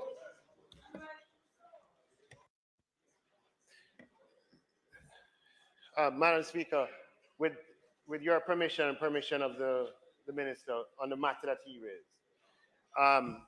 First of all, Madam Speaker, nothing should take away from the fact that the government increased the minimum wage from 7,000 to 9,000 2 years ago, which at the time was the largest increase. And hundreds of thousands of workers in Jamaica have benefited. In the government of Jamaica, I just want to make it clear, Madam Speaker, to the best of my knowledge, persons who are directly employed by the government have been paid the increased minimum wage. What the member is speaking to, which is a point that is a valid point, is that companies in one or two ministries in particular, and the minister for that ministry is not here, and therefore can't address it directly, and hence I've just volunteered. In a particular ministry, Madam Speaker, small businesses, medium-sized businesses that ministry employs to deliver services, what the member is contending is that those small and medium-sized businesses, or those medium-sized businesses in their businesses, are not observing the law. And when confronted, the answer they give is that they're waiting for their contract with the ministry to be renewed. Now, Madam Speaker, the way in which the law works is that the responsibility to pay workers the minimum wage rests with the employer, which in the cases being identified are these particular businesses providing services. Now,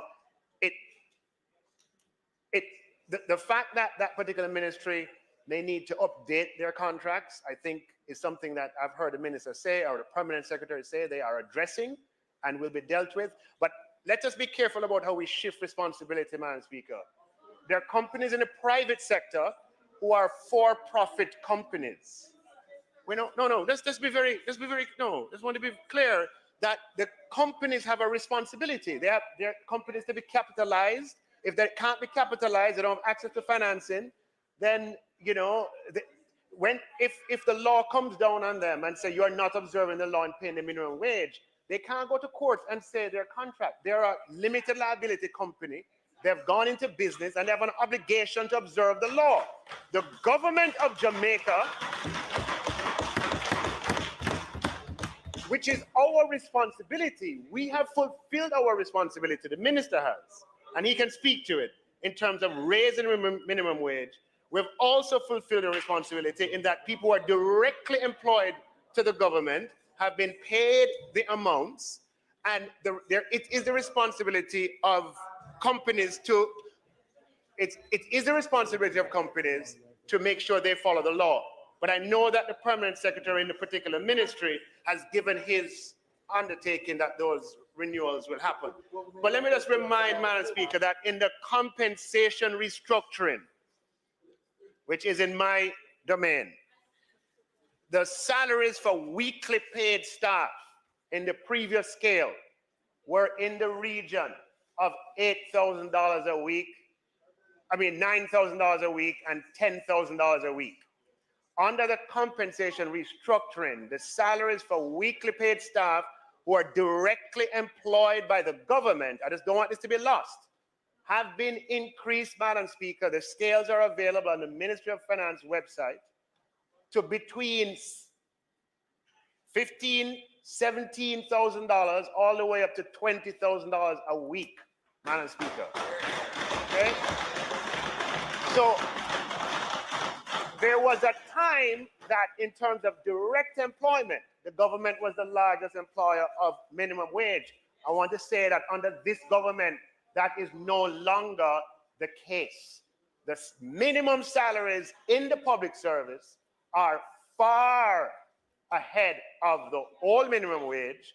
And even though the Prime Minister increased the minimum wage by a whopping, what was it, 40 or 50%, the minimum weekly salaries in the public service in terms of direct employment, not taken away from the member's point, but in terms of direct employment, are far in excess of the minimum wage being announced today. So let that not be lost, Madam Speaker, in the point that is being made. That's all I want to say. Madam Speaker, the minister not answering the question directly.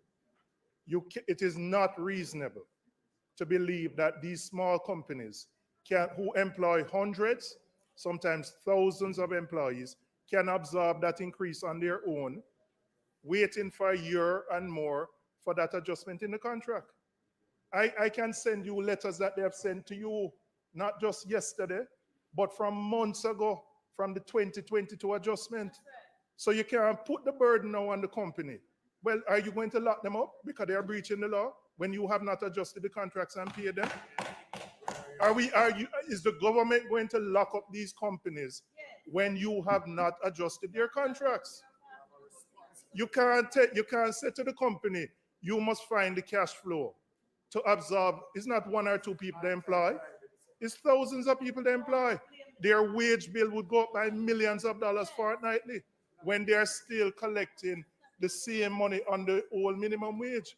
And I'm saying I continue to be concerned because what the permanent secretary said, only 50% of one ministry, they have done the negotiations for 2022. It don't reach 2023 yet. And we are 1 month away. So what going to happen to these workers when the adjustment come in June? They're going to still be on the $7,000 a week. And they are waiting on the government. What I would want the Minister of Finance to tell me, because what the line ministries say, and the permanent secretary said it at the PAC, is that they are the budget would have been cast in November. So they have to get a supplementary budget with the additional monies so that they can deal with these contracts. So what I would like to hear from the minister is when the ministry is going to get it, so that the ministries can fulfill their obligation and not to turn around and say it is the responsibility of the companies. The companies have been doing what they are supposed to do. They cannot subsidize the government. So that's the answer I'd like.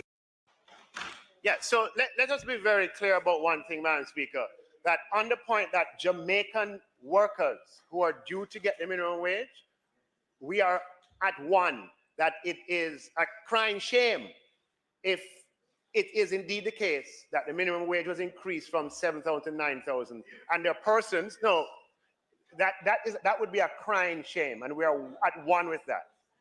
What I am only seeking to point out, Madam Speaker, because there would have been some misunderstanding when the member's presentation first began, he clarified it towards the end, that these are not direct employees of the government, okay? However, the point is a very valid point, Madam Speaker. It's only a pity that the minister responsible in that particular ministry is not here today, but it's primarily there given the structure of that ministry. And we just have to ensure that that ministry works with alacrity to renew and renegotiate the contracts with these medium-sized businesses so that the workers can be paid properly. That just has to happen, and there's no excuse for that. I want to make it very clear. No excuse for that at all. But at the same time, Madam Speaker, I don't want to be lost what the government has done for minimum wage earners in the government by increasing the scale from $15,000 a week. Hold on, 1 second, Minister. I just want to be clear again. In that particular ministry, the permanent secretary sat here, and his contention is he does not have the budget in his ministry to make the adjustment because his budget was cast in November before the new increase was made. So he can't make the adjustment unless finance provides to him the additional monies for the new increase. So he's negotiating new contracts, but he needs the resources to pay the new increase. That's what he said at PAC last week. So no, if you've kind of switched the argument or the conversation. First you're talking about the historical period where the increase was from 7 to 9, right? And now you're talking about the current increase to say that it is going to increase from 9,000 to 13,000.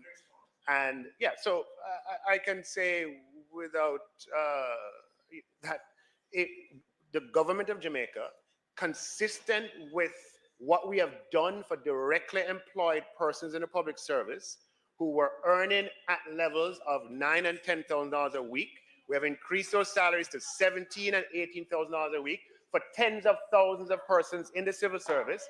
And consistent with that, Madam Speaker, if the minister moves the minimum wage to 13,500, the budgetary space will have to be provided for the renegotiation of those contracts. That goes without saying, but the ministry has to do the work and supply us with the information. So that's not a contentious issue. That's not a contentious issue. That would have to happen as a matter of course, and that would be one of the first calls on the budget. Not a contentious issue at all. Yeah, absolutely. I agree. All right, thank you very much, Minister, for your, as usual, clear explanation and commitment. But let me just remind my colleague next door. I'm the Minister of Labor. And it is the Minister of Labor's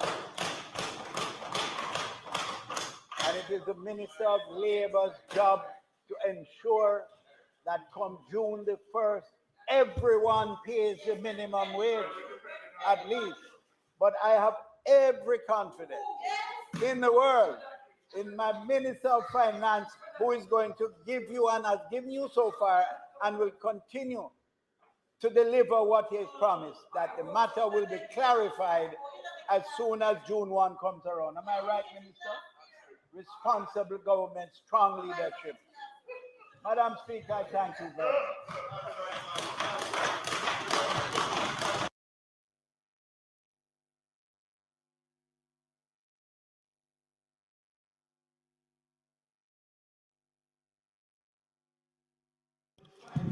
Announcements.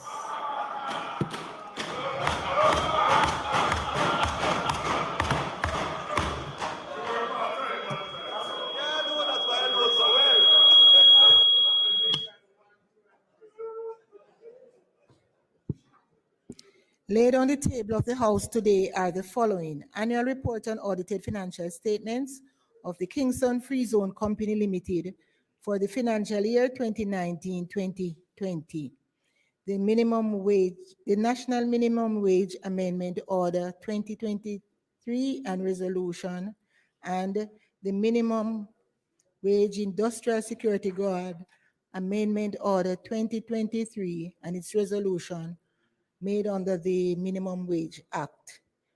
The Judiciary Salaries Orders 2023 made under the Judiciary Act.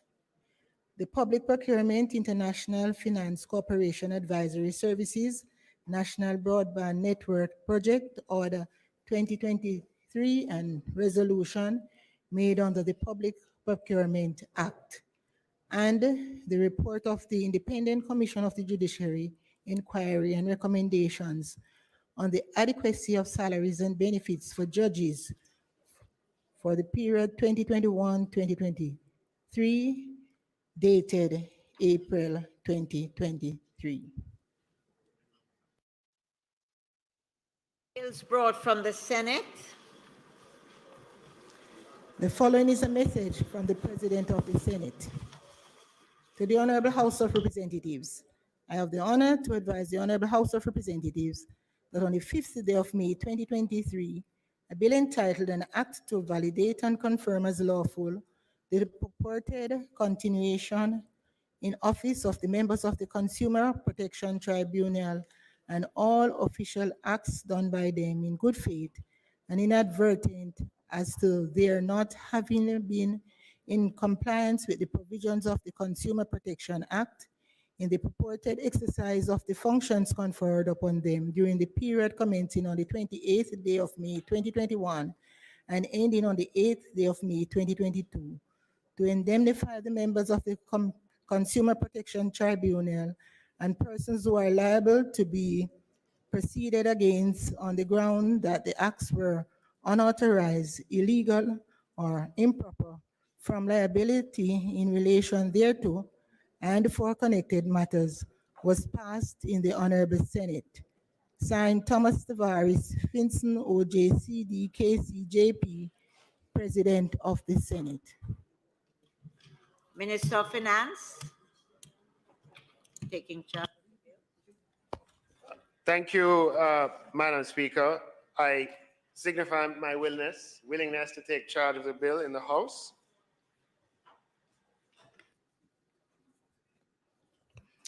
A bill shortly entitled the Consumer Protection, Validation and Indemnity of Tribunal Act 2023, read a first time.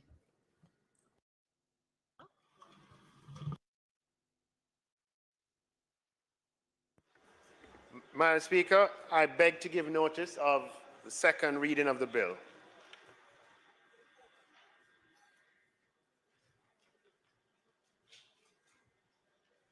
Petitions, papers, reports from committees, notices of motions given orally.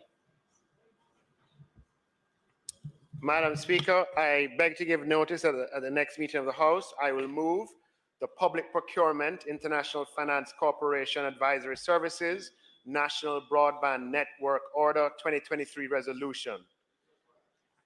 And the resolution, Madam Speaker, the Public Procurement Act, the Public Procurement International Finance Corporation Advisory Services National Broadband Network Project Order 2023 resolution, whereas Section 3, subsection 3 of the Act provides that the minister may, by order, subject to affirmative resolution, declare that the Act or any provision thereof shall not apply, A, to a public-private partnership approved by the Cabinet, B, to a national development project, C, in respect of the procurement of any class of goods, works, or services, or D, to a public body, as the minister may subject to such terms and conditions, if any, specified. Now, therefore, be it resolved by this honorable House as follows. 1, the resolution may be cited as the Public Procurement International Finance Corporation Advisory Services National Broadband Network Project Order 2023 resolution. 2, the Public Procurement International Finance Corporation Advisory Services National Broadband Network Project Order 2023 is hereby affirmed. Madam Speaker, I further beg to give notice that at a later stage today, I'll move for the suspension of the standing orders to enable me to take this motion. Madam Speaker, while I'm standing, I would ask your permission to the next one. I beg to give notice that at the next meeting of the House, I will move, be it resolved that the Judiciary Salaries Order 2023 under the Judiciary Act, which was laid on the table of the House on the 9th day of May 2023, be referred to the Regulations Committee of the House of Representatives for consideration and report. Madam Speaker, I further beg to give notice that at a later stage today, I'll move for the suspension of the standing orders to enable me to take this resolution.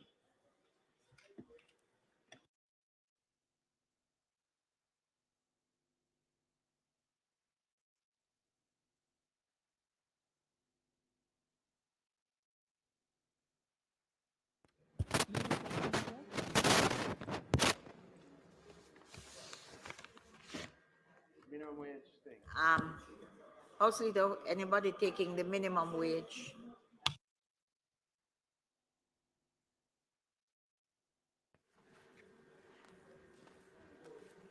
Madam Speaker, Minister Samudo will now do the national minimum wage amendment order. You will.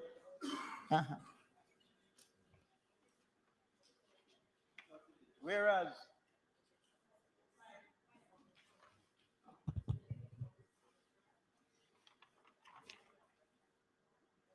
Madam Speaker, I beg to give notice that at the next meeting of the House, I will move the National Minimum Wage Amendment Order 2023 resolution and the Minimum Wage Industrial Security Guards Amendment Order 2023 resolution under the Minimum Wage Act.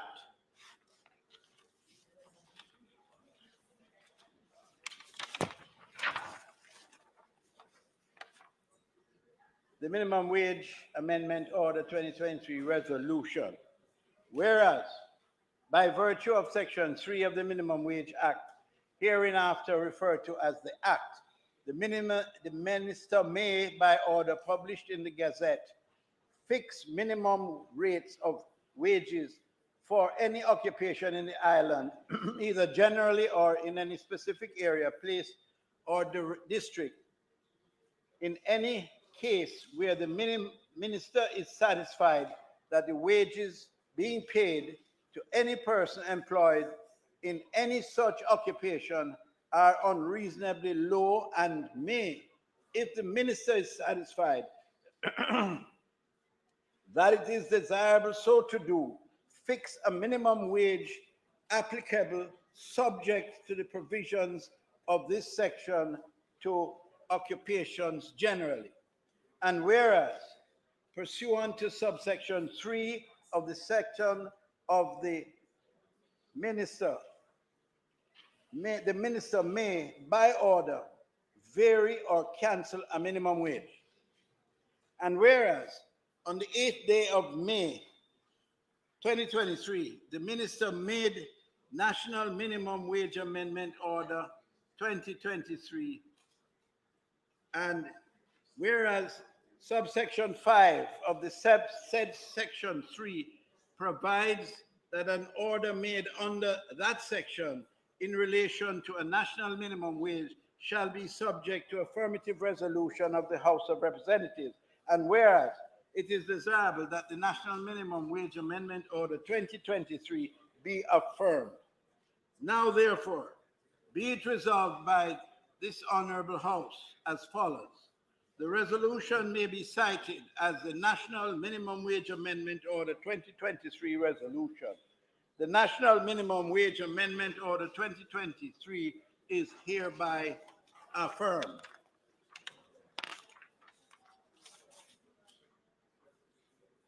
Madam Speaker, in respect of the Minimum Wage Industrial Security Guards Amendment Order 2023 resolution.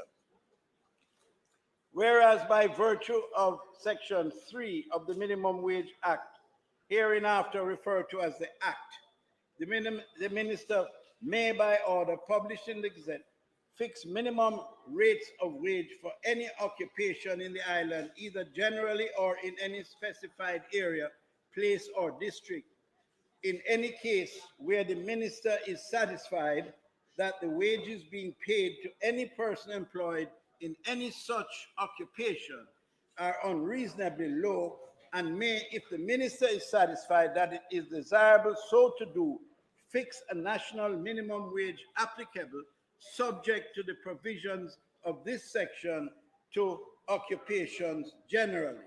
And whereas, pursuant to Section 3 of Section 3 of the Act, the minister may by order vary or cause a minimum wage. And whereas, on the 8th day of May 2023, the minister made Minimum Wage Industrial Security Guards Amendment Order 2023. And whereas subsection 5 of Section 3 of the Act provides that an order made under that section in relation to a national minimum wage shall be subject to affirmative resolution of the House of Representatives. And whereas it is desirable that the minimum wage Industrial Security Guards Amendment Order 2023 be affirmed. Now therefore be it resolved that by this honorable House as follows. 1, this resolution may be cited as the Minimum Wage Industrial Security Guards Amendment Order 2023 resolution. And 2, the Minimum Wage Industrial Security Guards Amendment Order 2023 is hereby affirmed. Thank you, Madam Speaker. Not bad, no. Questions and answers to questions? Motions that may be made at the commencement of public business requiring notice. Motions relating to sittings of the House. Motions for leave to introduce bills. Public business.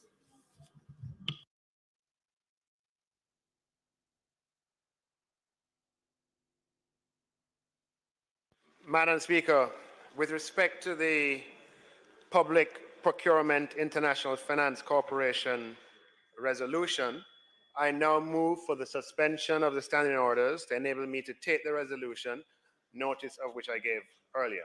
Members, the question before the House is that the standing orders be suspended to enable the minister to take the resolution, notice of which he gave earlier. Those in favor? Those against? The ayes have it. Minister. Madam Speaker, I don't intend to detain the House for too long on it. This resolution, the Minister or Ministry of Science, Energy and Technology proposes to establish a broadband project, which he will speak to, I believe. And the procurement of it will be by way of a PPP. And PPP requires that we have a transaction advisor to advise the ministry and other parts of government on the formulation of the project that we take to market. And we are working with the IFC, which is the subsidiary private sector arm of the World Bank, on this PPP and others to come, Madam Speaker. But under our public procurement rules, as currently designed, we can't engage them directly. We'd require a competitive process unless we get this exemption that is being sought. The project is being, by virtue of this resolution, given the designation of a national development project with the particular exemption related to its status being that it can hire the IFC to provide services to do the business plan and services later on to be the transaction advisor to the project. And that is the nature of the resolution, and I seek the support of the House for its passage. Thank you, Madam Speaker. Madam Speaker, just a couple of questions. We're not opposed to what is being proposed, but I wanted to find out whether the nature of the assistance, technical assistance, whether it is being provided free to the government with a proviso that the government will have to use the World Bank in the funding of the project at a later stage, or is it that there's a particular sum that the government would have to pay the IFC for these consulting and advisory services upfront now, which would enable the government to do business with any multilateral agency going forward? Thank you for those questions, through you, Madam Speaker. On the second part of it first, when we engage IFC for projects, there are no quid pro quo in terms of the financing of the project. They're simply providing transaction advisory services, doing the project projections, structuring the due diligence, social, environmental, financial, and other technical due diligence, doing the legal due diligence, helping us to put the transaction documents together, and then very importantly, the pre-market roadshow where we try to generate interest. They do these kind of transactions all around the world, so they know the investors in each segment of the economy who would be interested in different kinds of projects. And then finally, to run that bid process in a way that is highly beneficial, the confidence that's induced with the IFC run process. So that's a service that they provide, and there's no link that if they provide a transaction service, we have to use any financing from them. The bidders are free to choose whatever financing they want. With respect to whether it's fee-based, when we hire the IFC, it's a fee-based transaction. The choice that we have would be to hire some other entity in the private sector. However, what has traditionally happened, and what we hope to happen in this case as well, is we have been able to secure donor funds from members of the IFC that pay those advisory fees. In the case of the last two, well, we're working on the North Coast PPP, and when we did the Norman Manley International Airport PPP, both of which IFC advised, the government of Canada very kindly provided us with funds from which we were able to pay the transaction advisory fees. Just in the interest of transparency, could you indicate, even though there is no cost directly to the government of Jamaica, what the range that those fees are likely to be in for the broadband one, and also the expansion of the highway from in center and further down? Right. So the process is that once the order is approved, we enter into a financial services advisory agreement with the IFC, and that's where the fees will become apparent. So I don't have the fees for the broadband project. I don't have the fees either for the North Coast. I could get it for you. My recollection, I don't want to use my recollection, but they're not fees in any case that are, so just to be clear, as you understand, I don't have the fees for the one that we're doing now, and for the one that we have already engaged them, I wouldn't have it on my hand. And I haven't paid as much because we have donor funds that are paying those fees. So Jamaica gets a double, triple benefit, right?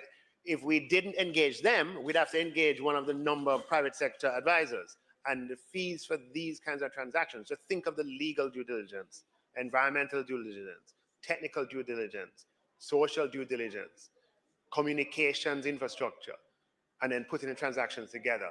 Any private sector entity providing that service, you're talking, yeah. Thank you, man.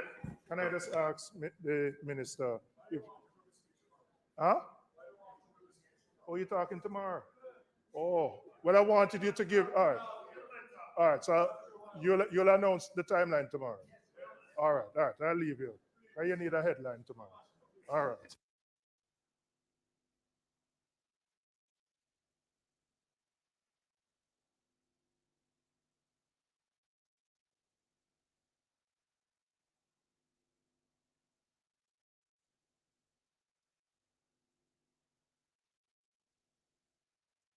Madam Speaker, if no more comments with respect to the debate on the resolution, I ask, Madam Speaker, that the resolution be approved. Members, the question before the House is that the resolution brought by the minister be approved. Those in favor? Those against? The ayes have it. So, Madam Speaker, I now move for the suspension of the standing orders. This is with respect to the Judiciary Salaries Order to enable me to take the resolution, notice of which I gave earlier. Members, the question before the House is that the standing orders be suspended to enable the minister to take the resolution, notice of which he gave earlier. Those in favor? Those against? The ayes have it. Minister.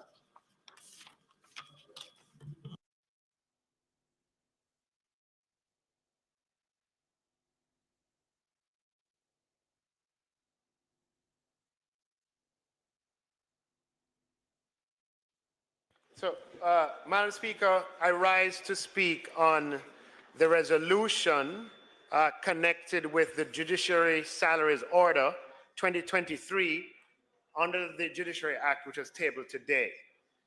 Madam Speaker, emoluments for members of the judiciary are determined in accordance with the Judiciary Amendment Act of 1992.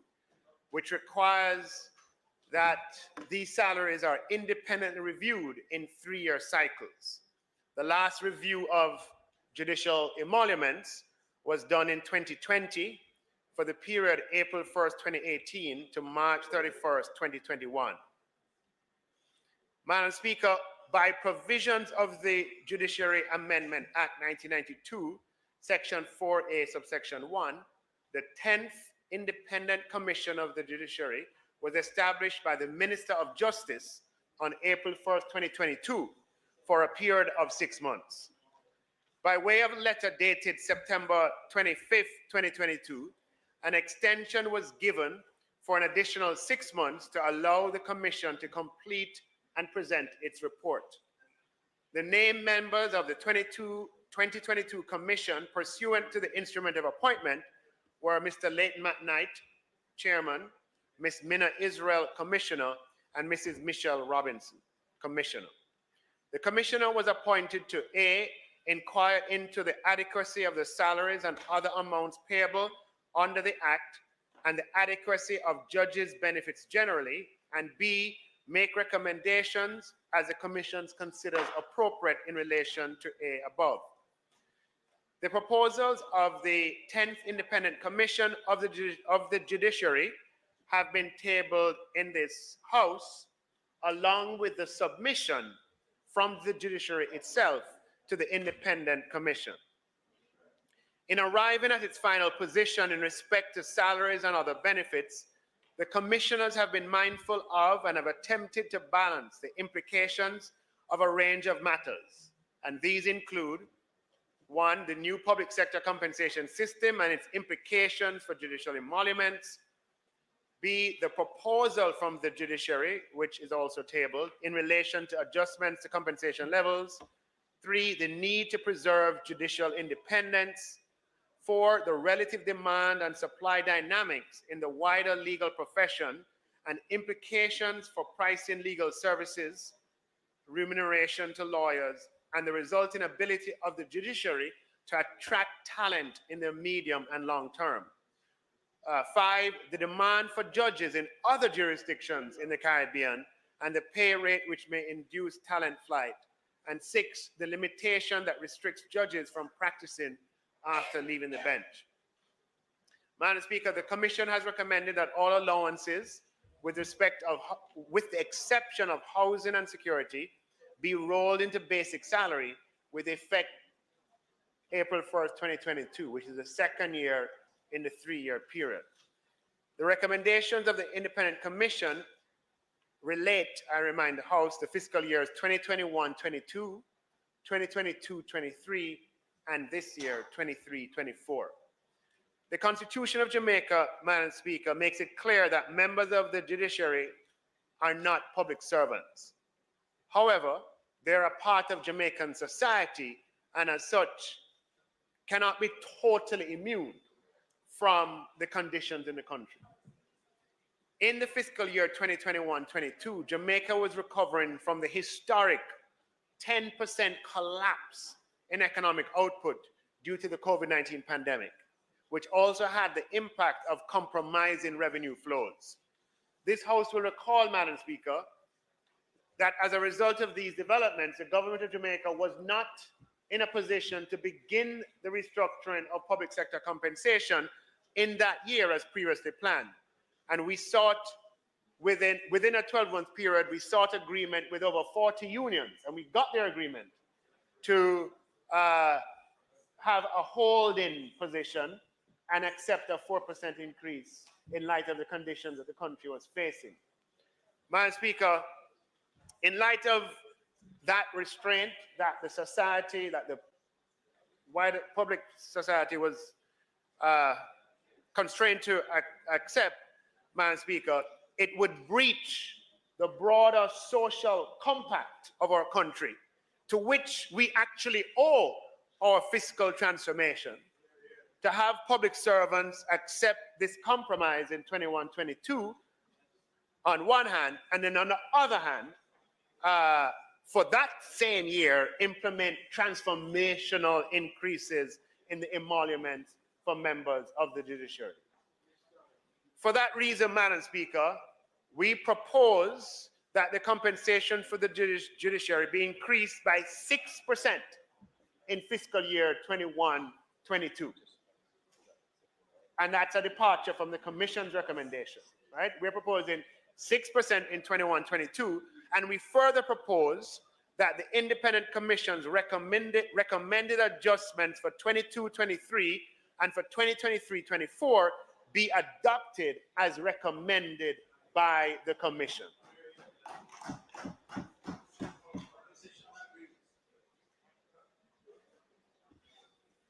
Those 2 years coincide with the overhauling of compensation generally in the system. Madam Speaker, these adjustments for 21-22, 22-23, and 23-24, i.e. over the 3 years, will cost approximately $1.877 billion, and that will all have to be accounted for in this fiscal year. I wish to remind the House, Madam Speaker, and the public of what we have is a back pay element for 21-22, 6%, a back pay element for 22-23, which is the overhaul compensation, and the new compensation for 23-24. All of that together costs $1.877 billion. Yes. I wish to remind the House, Madam Speaker, and the public of the scholarly independence required of members of the judiciary, in addition to the requirement that they lead lives of restraint, such that they retain a steely imperviousness to undue influence from any quarter. Furthermore, unlike public servants and politicians, they are forbidden from working in Jamaica in their field of training, which is the law, upon retirement. These factors, Madam Speaker, I am sure would have influenced the Independent Commission in recommending these compensation levels for members of the judiciary. Jamaica, Madam Speaker, needs an independent, strong, wise, efficient judiciary if we are to achieve our developmental objectives. In light of this, Madam Speaker, we are pleased that after consideration by the Regulations Committee, members of the judiciary will finally be able to enjoy the kind of remuneration, Madam Speaker, that is commensurate with the nature and prestige of the job. Thank you, Madam Speaker.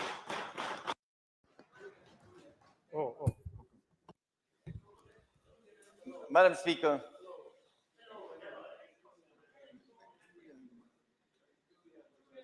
Okay. Madam Speaker, the opposition has no issue with what has been proposed. We support it. Right. We recognize the peculiarity of the judiciary, Right. their inability to work once they've completed their service on the bench. The fact that you want to ensure that they take decisions without having to worry about what they will do post-retirement, and also the fact that there are many other jurisdictions within the region with much higher salaries and which many of the members of the judiciary, once they have reached retirement age, look forward to going to, whether it's in Cayman, Bahamas, Turks and Caicos, elsewhere. So we take no issue with what is being proposed, and we support the announcement by the government. Madam Speaker. Madam Speaker, may I just briefly congratulate the Minister of Finance. I would say, Madam Speaker, this report was a bit late, came in April, in fact, April the 25th, passed on to the Minister of Finance, and within a matter of 2 weeks, he was able to examine the report, brought it to Cabinet, Cabinet approved with his recommendations. And Madam Speaker, I would like to thank the Independent Commission for the Judiciary in taking time out to analyze the various salaries across the Commonwealth and also in Jamaica, and to make these recommendations, which the Minister of Finance and supported by the opposition have accepted. Madam Speaker, This government should be congratulated for accepting the recommendations of the Independent Commission of the Judiciary that will put the judiciary to make it strong, independent, and efficient, as the Minister of Finance has said. Madam Speaker, I would like to tell Member Robinson that the salaries that have now been recommended and to be implemented will make the judiciary in Jamaica one of the best paid in the Caribbean. And Madam Speaker, consistent with what I said in my sectoral debate last Tuesday, we want one of the best justice systems in the Caribbean and the world. And this, Madam Speaker, with these salaries, it will undoubtedly ensure that the gradual improvement at the Supreme Court and Court of Appeal level will continue and make us world standard judiciary and justice system. Madam Speaker, I would just like to report to the House that only today I have appointed the same members, the Independent Commission for the Judiciary, to consider the parish court judge's salary, which they will get from the 1st of April this year. And Madam Speaker, believe me, so far, as I said last week, the parish court judges are now operating at world standard. And therefore, the justice system is a complement to this government and the support that the Minister of Finance and this government has given to the judiciary and the justice system. Thank you, Madam Speaker.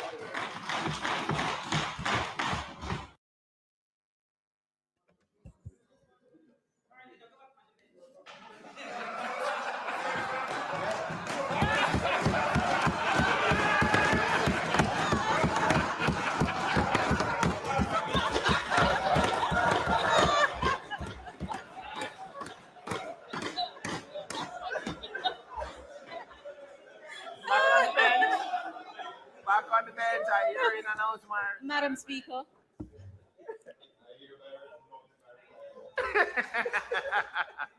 For all of my professional life, I've been working on reforms in the justice sector at one level or the other. And I have to say that I feel proud to be part of a government that understands what it means to do what is right.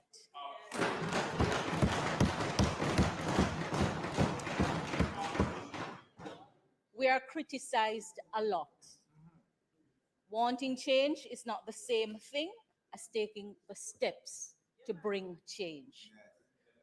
Madam Speaker, judicial compensation is subject to unique requirements that do not apply to others paid from the public purse. And the compensation is governed by constitutional principles designed to ensure public confidence in the independence and integrity of the judiciary. For a long time, we have had so many economic challenges. And this is not to say that we are over them, but the country is at a stage where some things are behind us, even as we look ahead.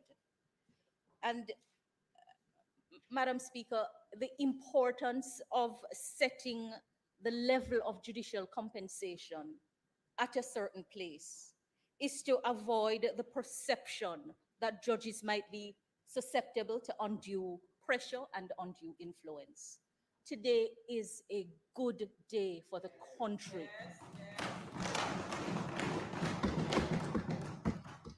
I am pleased to be part of this Andrew Holness-led administration, and I commend the Finance Minister, the Justice Minister, for honoring a process that for the first time, certainly in my almost 30 years at the bar, I'm seeing a level of remuneration that befits the office and institution of judge and the judiciary.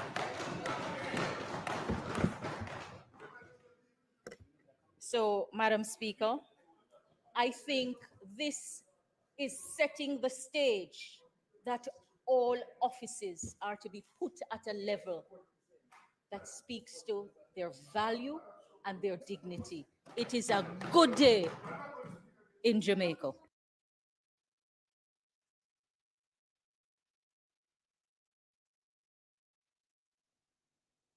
Madam Speaker, thanks to the members who have spoken on the resolution. I'll just add a bit of information, Madam Speaker, that to the best of my knowledge, this is the fastest that we have gone from completion of report through all the steps to have it tabled here in Parliament. It has long been a complaint, Madam Speaker, that the process has taken too long. As we aim to improve our democracy, we have an independent commission that does their work, and I have given my commitment, Madam Speaker, that as soon as we will deal with these reports expeditiously as soon as they're received, to the best of our ability. And I think since I gave that commitment, Madam Speaker, I think we're off to a good start. A good start. Except for the first year. No. So, Madam Speaker, I just want to thank the independent commissioners appointed by the minister responsible for justice for the report that they submitted. I put the resolution, Madam Speaker, to the House for the matter to be referred to the Regulations Committee. Members, the question before the House is that the matter be referred to the Regulations Committee. Those in favor? Those against? The ayes have it.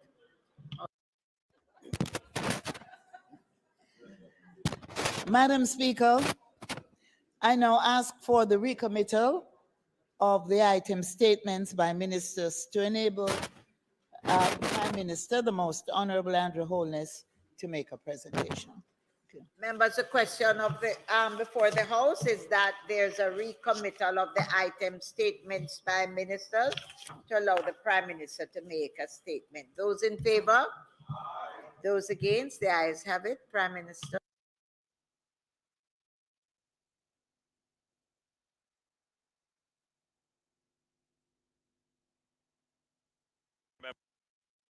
Speaker, in early March, I provided an update to the country by way of a press conference and then again in my budget presentation relating to the current state of the drought conditions affecting Jamaica.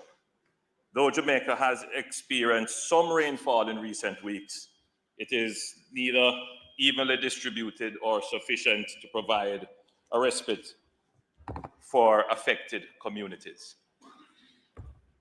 Madam Speaker, Jamaica's bimodal rainfall pattern consists of two peak periods with higher values of rainfall and corresponding periods of lower rainfall, as you can see from the graph being displayed.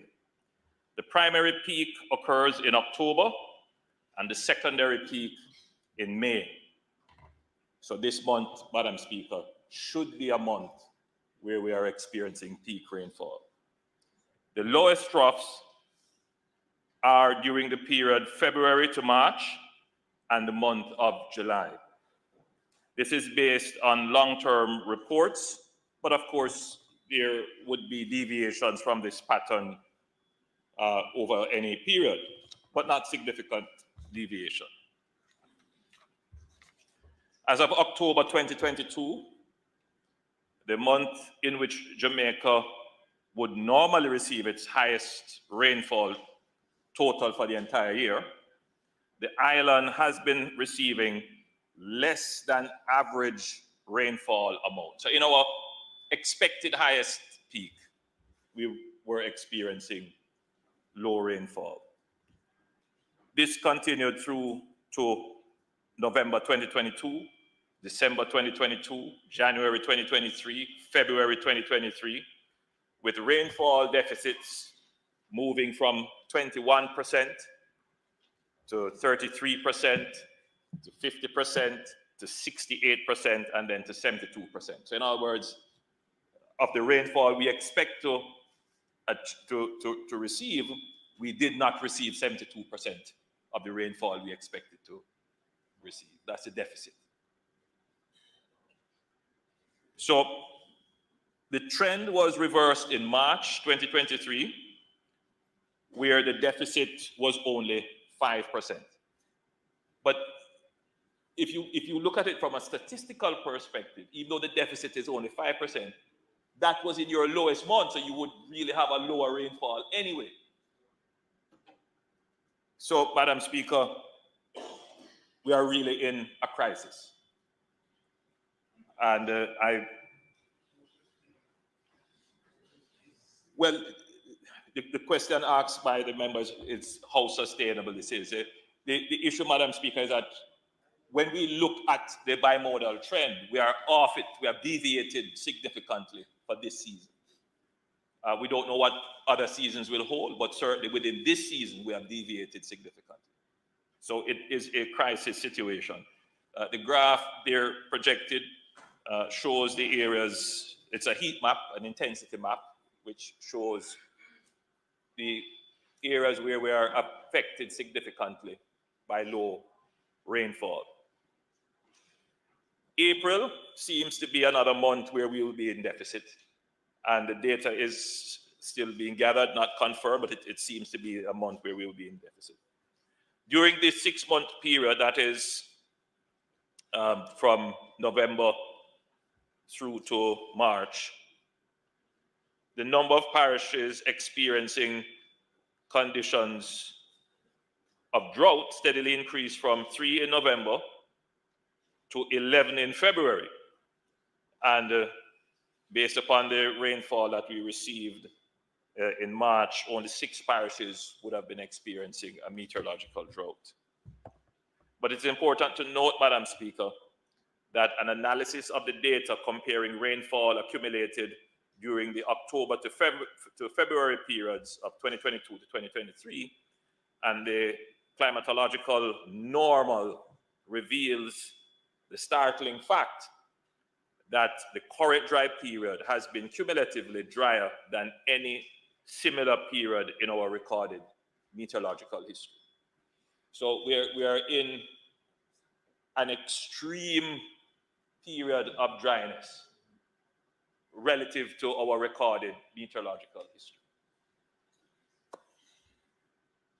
The situation is further compounded, Madam Speaker.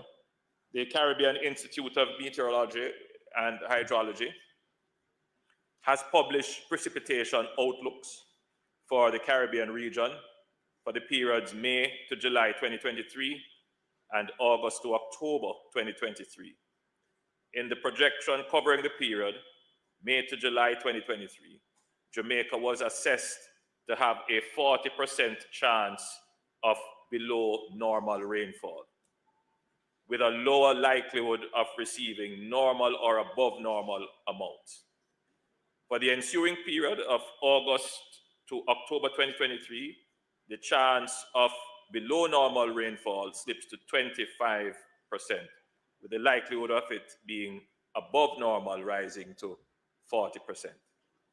Madam Speaker, looking at specific parishes, the outlook for May to July 2023 suggests that most of the country will continue to experience below normal rainfall. However, the Met Service has projected that Portland is likely to be the most impacted, followed by other eastern and some western parishes. So if you look at the map currently being displayed for February to March 2023, you will see the red. Oh, it's not, sorry. It's not projected on both sides. We definitely need a new parliament.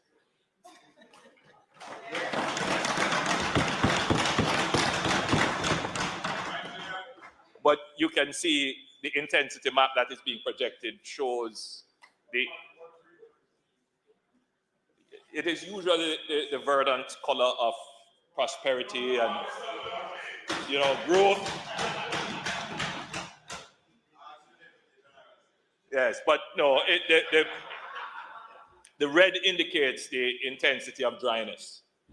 And Portland, that the eastern parishes are going to be affected, but Portland in particular will be specifically affected by dryness.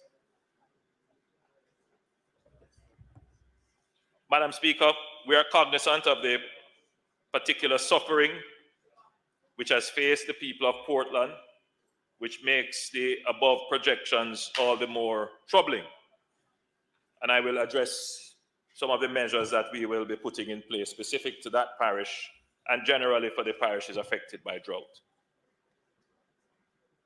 There's also another complicating factor, Madam Speaker. On May 3rd, 2023, the World Meteorological Organization issued a statement advising of the imminent development of the El Nino phenomenon, coming after a 3-year El Nino event. The El Nino has a 60 to 80% chance of developing during the spring-summer of 2023. However, there was no indication about how long it is expected to last or how severe it would become. Members of the House and indeed citizens listening would recall that during an El Nino weather event, the Caribbean tends to be drier and hotter than usual in terms of its mean temperatures, and particularly during the late wet seasons from August through to November. Persons have been commenting, Madam Speaker, about the temperature, that May is already feeling like summer. That is, Madam Speaker, some of the changes happening in our climate and in our environment. So the recent meteorological drought, which is occurring over the Caribbean, and droughts that have occurred before, coincides, Madam Speaker, with the El Nino event. Madam Speaker, we have managed the extreme drought relatively well up to this point. We had hoped that the traditional rainfall patterns for May would have pertained and would have given us some relief. It is still possible that it could happen, Madam Speaker, and we do pray for those of us of faith that, and at this point, if you believe rain dance will help. But for those of us of faith, we continue to pray for rain.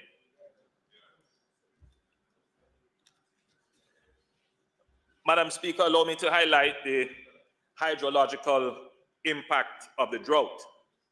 While the country has experienced meteorological droughts over the past, Madam Speaker, with this particular drought, we are seeing significant impacts on our water storage and distribution systems.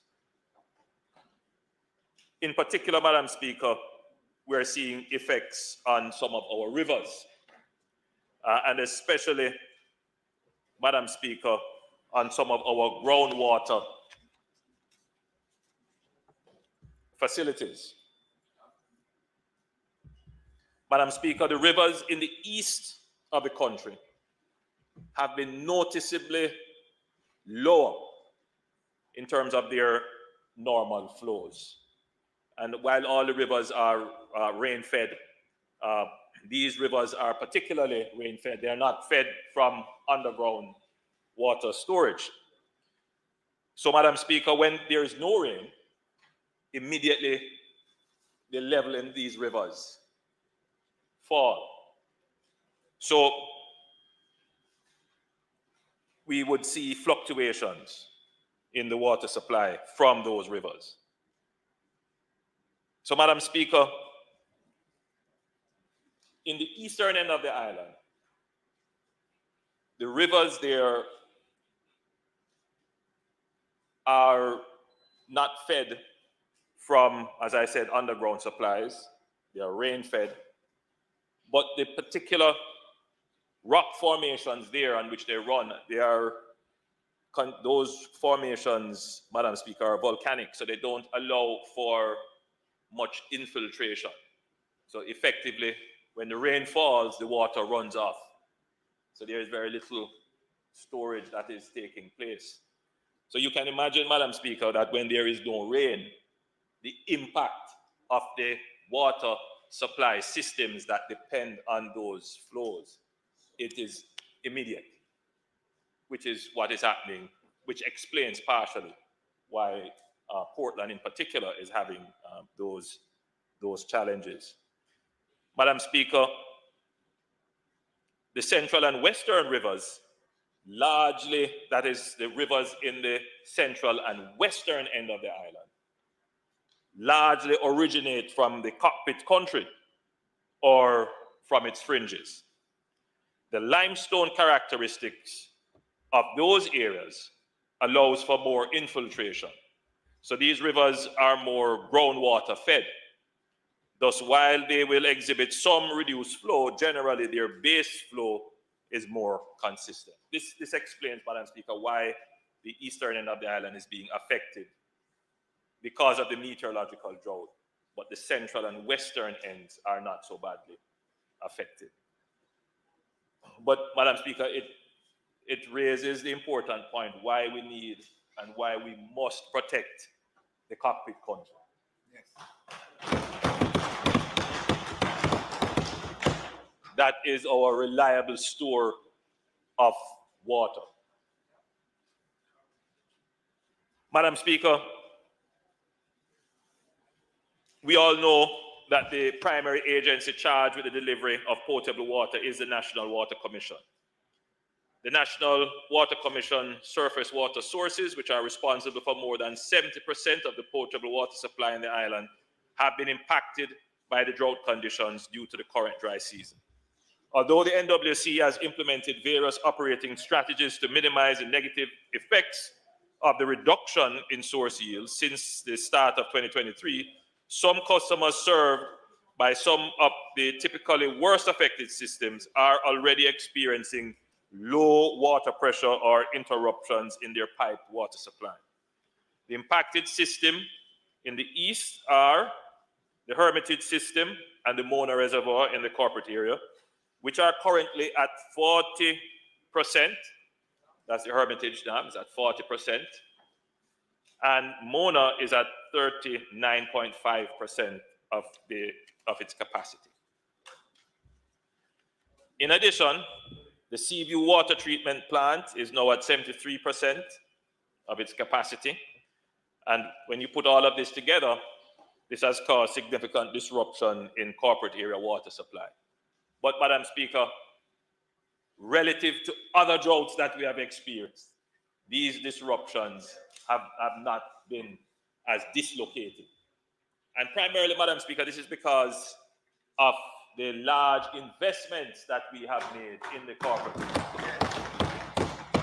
Significant multi-billion-dollar investments in putting in new pipelines along Mandela, running along 3 miles, Spanish Town Road, going all the way down, Madam Speaker, into East Kingston and Port Royal, which is carrying millions of gallons of water per day into the corporate area that substitutes for the fallout. Madam Speaker, I could list all the water sources that are affected, but I'll just name a few. In East Rural, Clydesdale, that is in East Rural, St. Andrew, Craighill, Drummond, Griffin Hall, Herbert Springs, all of these have been affected. Their storage capacity have been reduced. In West Rural St. Andrew, Barnett Wood, Belboa, Belmore, Bucky Plain, or Plain rather, Chuchu Bottom, you know there. All of those water supplies have been reduced. In St. Thomas, Wilmington, Needham Pen, Davis Mountain, Nuts River, Arnotley Grove, Windsor Castle, Easington, Erie Castle, Old Dumfries, Prospect, Rockbrook, and Trinityville, all those water supply facilities, their capacities are reduced. In St. Mary, Gale Spring, Lucky Hill, Sandy Hill, Pembroke Hall, Bunnygate, Rock Spring, Palmetto Grove, Martha Hall, all of those have been negatively affected. In St. Catherine, Gold Mine, Guys Hill, and Sioux River, those capacities have reduced. In Clarendon, Goshen, Low Ground, number 1 and 2 wells, Fairburn, Kellets, and Rock River, all those storage and water distribution capacities have been reduced. In Portland, as I said, Haining, Packy River, Norwich, Windsor Forest, Turtle Crawl, and Long Bay, and Kensington, all of those capacities have been reduced. In St. Anne, Dawson Town, Abbasfield, Higgintown, Seville, Liberty, Blackstone Edge, and Content, those capacities have been reduced. On the western end of the island, the affected systems are as follows. In Trelawney, Wakefield number 1, that is Wakefield well number 1, that is down, that is at 80% of capacity. So it's not affected so badly.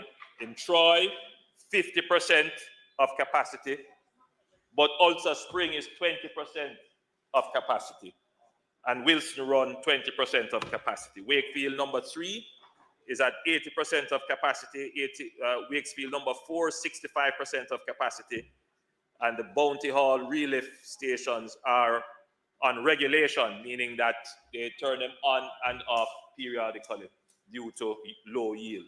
In Hanover, Logwood is at 70%, and New Mills, if that is a pronunciation, New Mills is at 50%. St. James, now, Madam Speaker, St. James being a Western parish, some of it is served, again, from the cockpit country feeds, but they have some particular problems. In Dornoch, or Dantro, yes, they are at 50% of their capacity. Barnesfield is at 25% of their capacity. Endeavour is at 40% of capacity, and Mafuta, 40% of capacity. Madam Speaker, I have mentioned the systems in St. James. The last, because in addition to the significant impact of the drought, there has been significant mechanical failure in recent weeks, made worse by breaks along the main supply lines. The government is conscious of the issues facing St. James and indeed the entire North Coast. Madam Speaker, to just explain briefly, there are significant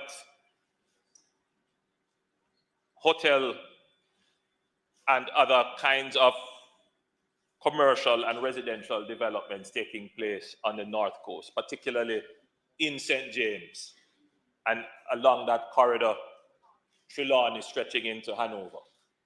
In fact, Madam Speaker, several thousand new hotel rooms will come on stream in the next 5 years.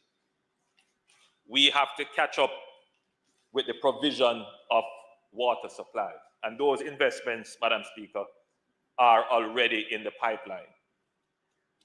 But there is an interesting fact that the public and indeed the residents of St. James may not immediately appreciate. Madam Speaker, because our water infrastructure is old, many of these pipelines were laid 40, 50 years ago. Whenever there is a drop in the water pressure, so whenever the NWC has to regulate water because water sources are limited, the pipes collapse. In other words, the consistent pressure in the pipes keeps the pipe flowing, keeps the water flowing through the pipe. But whenever the NWC has to regulate, Madam Speaker, the pipes sometimes collapse or they break. And so residents in St. James, several communities have been experiencing disruptions, not only because of the lower water supply capacity, but because of mechanical failures in the distribution system. So that is something that we are wrestling with in St. James, which means, Madam Speaker, that we are going to have to make some major investments in changing out pipelines in some of these areas. Madam Speaker, we are aware of two particular areas of concern. As I've said, these predominantly relate to leaks. And as I've said, once the pressure drops, the pipes shift and some of them collapse, and so you have significant leaks. And the other issue, Madam Speaker, is the NWC has been publishing regulation schedules. So you will hear that water will be available between 4 p.m. and 8 p.m. But those announcements are not always reliable, and that creates its own challenges and frustration for customers. And I've interrogated it, Madam Speaker, and one of the challenges that the NWC has, not begging for excuse or understanding, but just giving the public information so that they are better aware of what is happening, is that when they shut down systems, it takes significant time to recharge. So if, Madam Speaker, they have to alternate, so they're giving a community water between, let's say, noon and 6 p.m. When they switch that valve, it can take several hours to recharge the entire system so that water can flow elsewhere. But there is an unknown variable because the rate of recharge is being slowed by the level of water that they have in supply. So it's a very difficult position in which the NWC finds itself. But this is not to say that a more refined schedule could not be published so that customers have better information on which to make their planning decisions.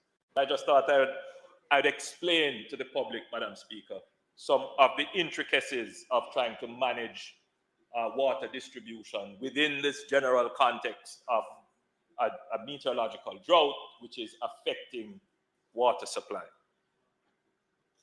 Madam Speaker, all Jamaicans should now be aware that the climate is indeed changing and that our weather patterns are shifting. We can expect longer periods of intense drought and indeed periods of intense rainfall. Madam Speaker, I don't believe that as a country we have done enough to bring our citizens, the average Jamaican, into the conversation about climate change. I think for the average Jamaican, they probably see this as a highfalutin conversation above their heads. Somebody else must worry about that. Madam Speaker, the more I have to treat with these issues and the more we see the connections, the greater my duty, my obligation to engage with the average Jamaican so that they understand that there are things happening that really, whilst they feel it may not affect them or it has nothing to do with them, the truth is that the climate is changing because man has changed the climate. That is the reality. How we consume, how we dispose of waste, how we choose to build, where we choose to build, all of that is changing the climate. Of course, there is the bigger discussion of climate justice. Who really consume the most carbon and put it into the air? Certainly is not Jamaicans, but we end up bearing the cost for it. So there is a climate justice issue. That is a debate that is ongoing and we will have. But, Madam Speaker, every Jamaican now needs to internalize that we are living in this period of time when we are seeing the climate change before our very eyes.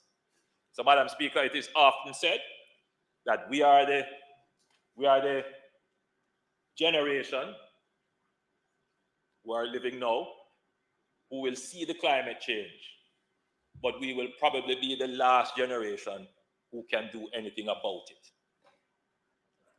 That's the reality.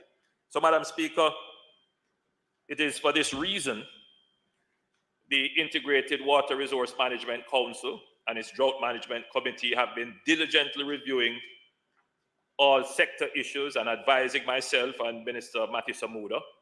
And it is for this reason that the government of Jamaica was very proud to complete its work on its water sector policy in 2018, our climate change policy, our green paper on watershed, which we completed earlier this year, and our declaration of 50 new ecologically sensitive areas. This is further reason and precisely why the government has been investing at an unprecedented rate in our water sector to improve the resilience and capacity of the varying agencies charged with delivering potable water and irrigation water. These investments will not only, Madam Speaker, improve delivery, but they will improve resilience, meaning our ability to recover from shocks. What is being shown there, Madam Speaker, it is important to remind this House that these have been the projects undertaken and completed last year. And you will see it's all over Jamaica and they are significant. What is going to be displayed next, Madam Speaker, are the projects that are currently being undertaken in this fiscal year, and that is $7 billion of projects.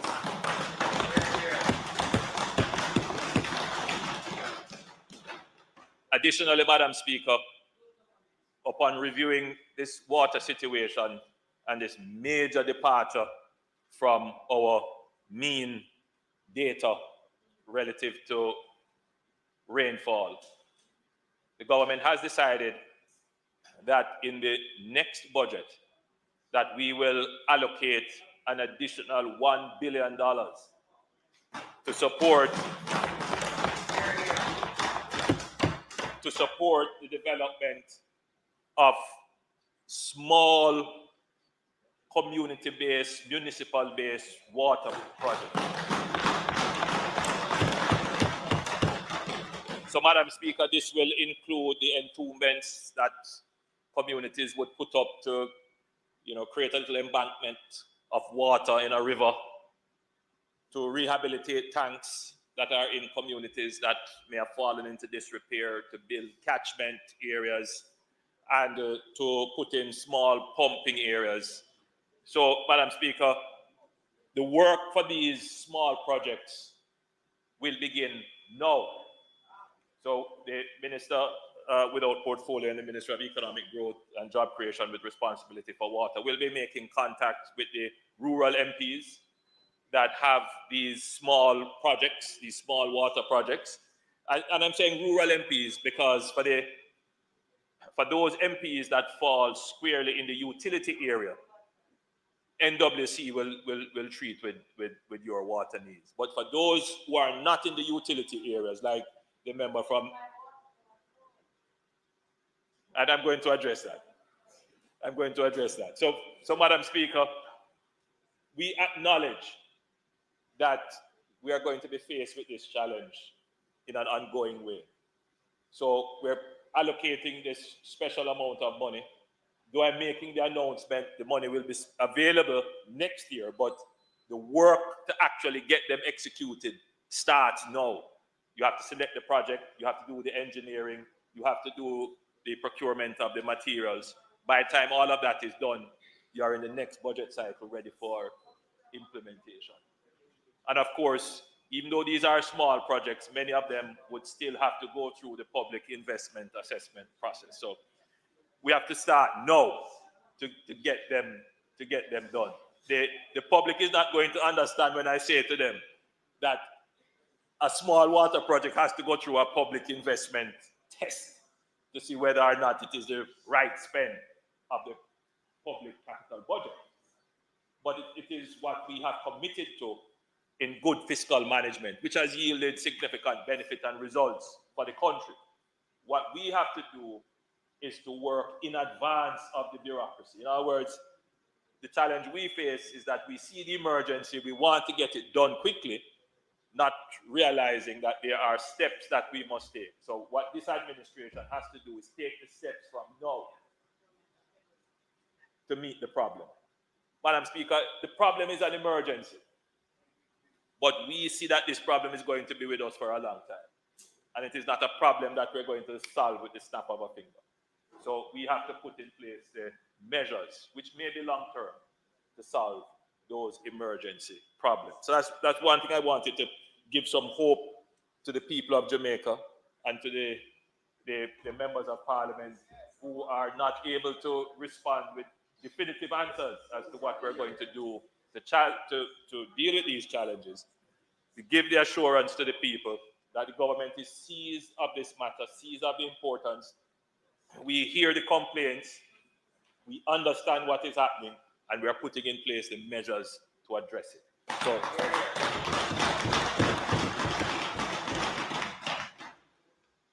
you know, Madam Speaker, I said it already, I'll say it again.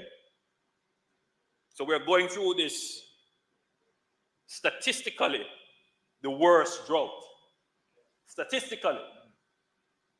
But it is not the worst drought based upon customer and consumer experience. I mean, we can in this house think back on other droughts and how difficult those would have been, especially within the corporate area. I'm not making a political point here. When I get on the political platform, there will be time enough to make the point. No, I'm doing my work now. I leave others to run up and down, and we are Madam Speaker, I have the people's business to take care of. So I'm doing that. But the point that I want to make, Madam Speaker, is that even though we have these challenges, smart investments can help to mitigate the impact. The average person may not see the value of the investment. They may not even know that we spent, over $3 billion putting in the pipeline to take water from the Rio Cobre to bring into Kingston. That is giving us some level of sustainability when the sources from the eastern end of the island, from other systems that we have dried up or are going down. What's the name of that comes in from the Yalas pipeline? So that investment, which is bringing in water, which is substituting for the water that we're not getting from Yalas, that's what's keeping Kingston and Tullow Springs. That is what is keeping Kingston going. But there are some other investments that Madam Speaker, we have made, which the public, again, may not be aware of, but I think I should point it out to the public. That finally, Madam Speaker, finally, we are going to break ground this year for the Rio Cobre water project, for the content project. You know it well, you were a former Minister of Water. That is a PPP, a public-private partnership in water that will bring 15 million gallons of water into the corporate area from the Rio Cobre. We're going to be breaking ground this year, sometime in June. We have planned to do that.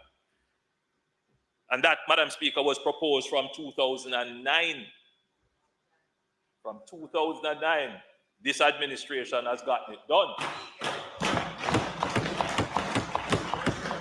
So, Madam Speaker, the person protesting, rightfully so, for water would not bring these bits of important information into their decision to protest, because what they're seeing when they turn their pipe is they have no water there and they're angry and upset. And the government acknowledges that, and it is a duty of the government to treat with that situation. But as reasonable citizens, as informed citizens, as citizens who appreciate the global context, when we complicate things with political actions that are not aligned to an understanding of the grand architecture of things, such as the changing climate, the government's fiscal constraints, and even within those fiscal constraints, we make water a priority and we make the investment that hundreds of thousands of Jamaicans right across the country are benefiting from. But once you are benefiting from it, it's not a challenge. So you are not going to go with a sign saying, I'm happy I got water. The only people we are hearing are those who are upset, and rightfully so. But it is important that when we communicate to the people, that we bring these points into the conversation to let them know that we respect your right to protest and bring it to our attention. We respect that you are angry and upset, but we also want you to appreciate and consider that you have appointed us here as stewards of your resources, and we are doing the best we can.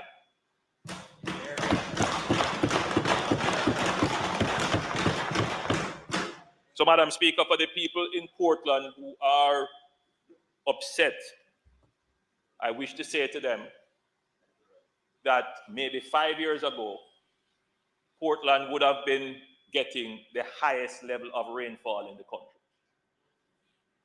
I stood in this parliament maybe about 3 years ago and showed the slide where the highest level of rainfall in the country has shifted from the hills of Portland to now the cockpit country. It's not an administration that did that. It's not the government that said no rain is going to fall here and rain is going to fall. That's the climate has changed. Now, yes, there are political issues, social issues, but we also say to the citizens, bear the bigger picture in mind. The other challenge, Madam Speaker, when it comes to water,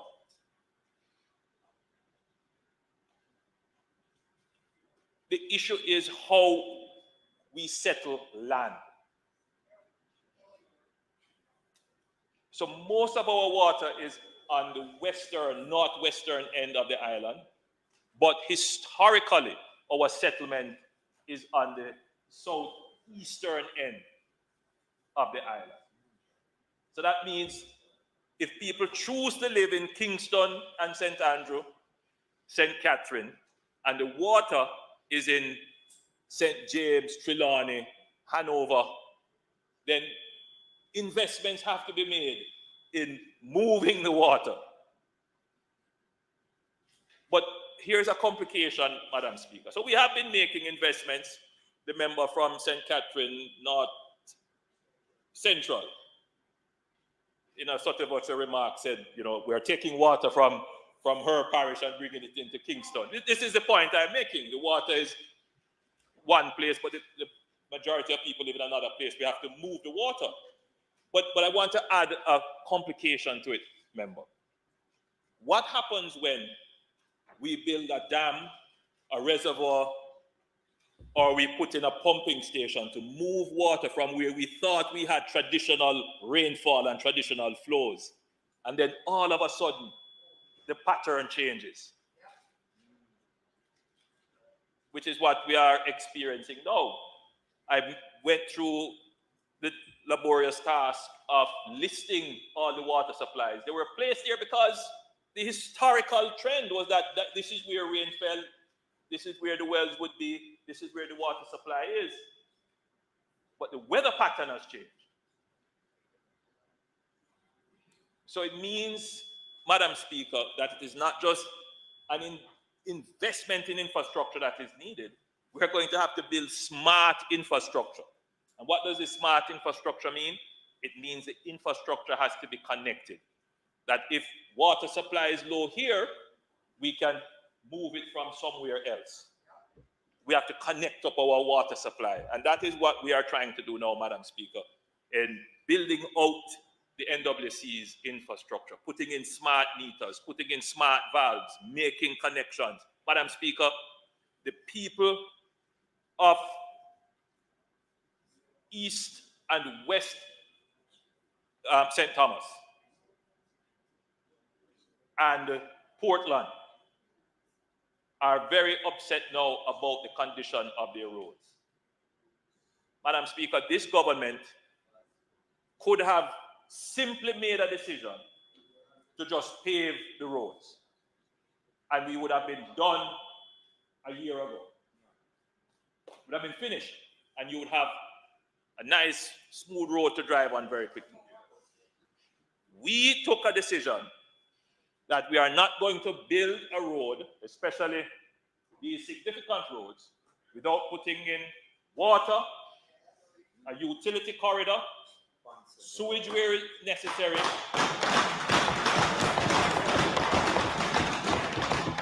and provisions to make the infrastructure smart. All of those roads that are being built, Madam Speaker, there is a water main on it. In addition to all the civil works necessary to protect it. When you look at those roads, Madam Speaker, the civil works, the culverts, the retaining walls, the drains, to protect it from climate change. Madam Speaker, those residents who are upset now, and again I say I understand, and you have all right to be upset.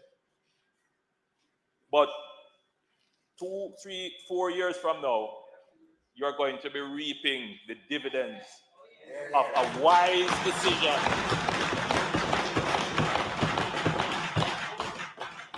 to ensure that the way in which the system is now, because St. Thomas is now connected, all of those roadways, it's possible to connect St. Thomas to Kingston and push water through to Kingston, to St. Thomas if they don't have it. It's quite possible now to have that connected network because we have been laying all of those pipes. Madam Speaker, in Portland right now, in some of the areas where there are protests, I have been informed by the NWC that the pipes that have been laid there, water supply is now going through some of those pipes. So some of those communities are getting water. I saw a video, Madam Speaker, being sent to me by one of the NWC staff members of a road being blocked, people protesting that there is no water. And right behind them, there is a pipeline where the water, where they have a test line to test the pressure. When they cracked it, you see the water spraying out. So, Madam Speaker, it is what it is. People have a right to be upset if they don't have water.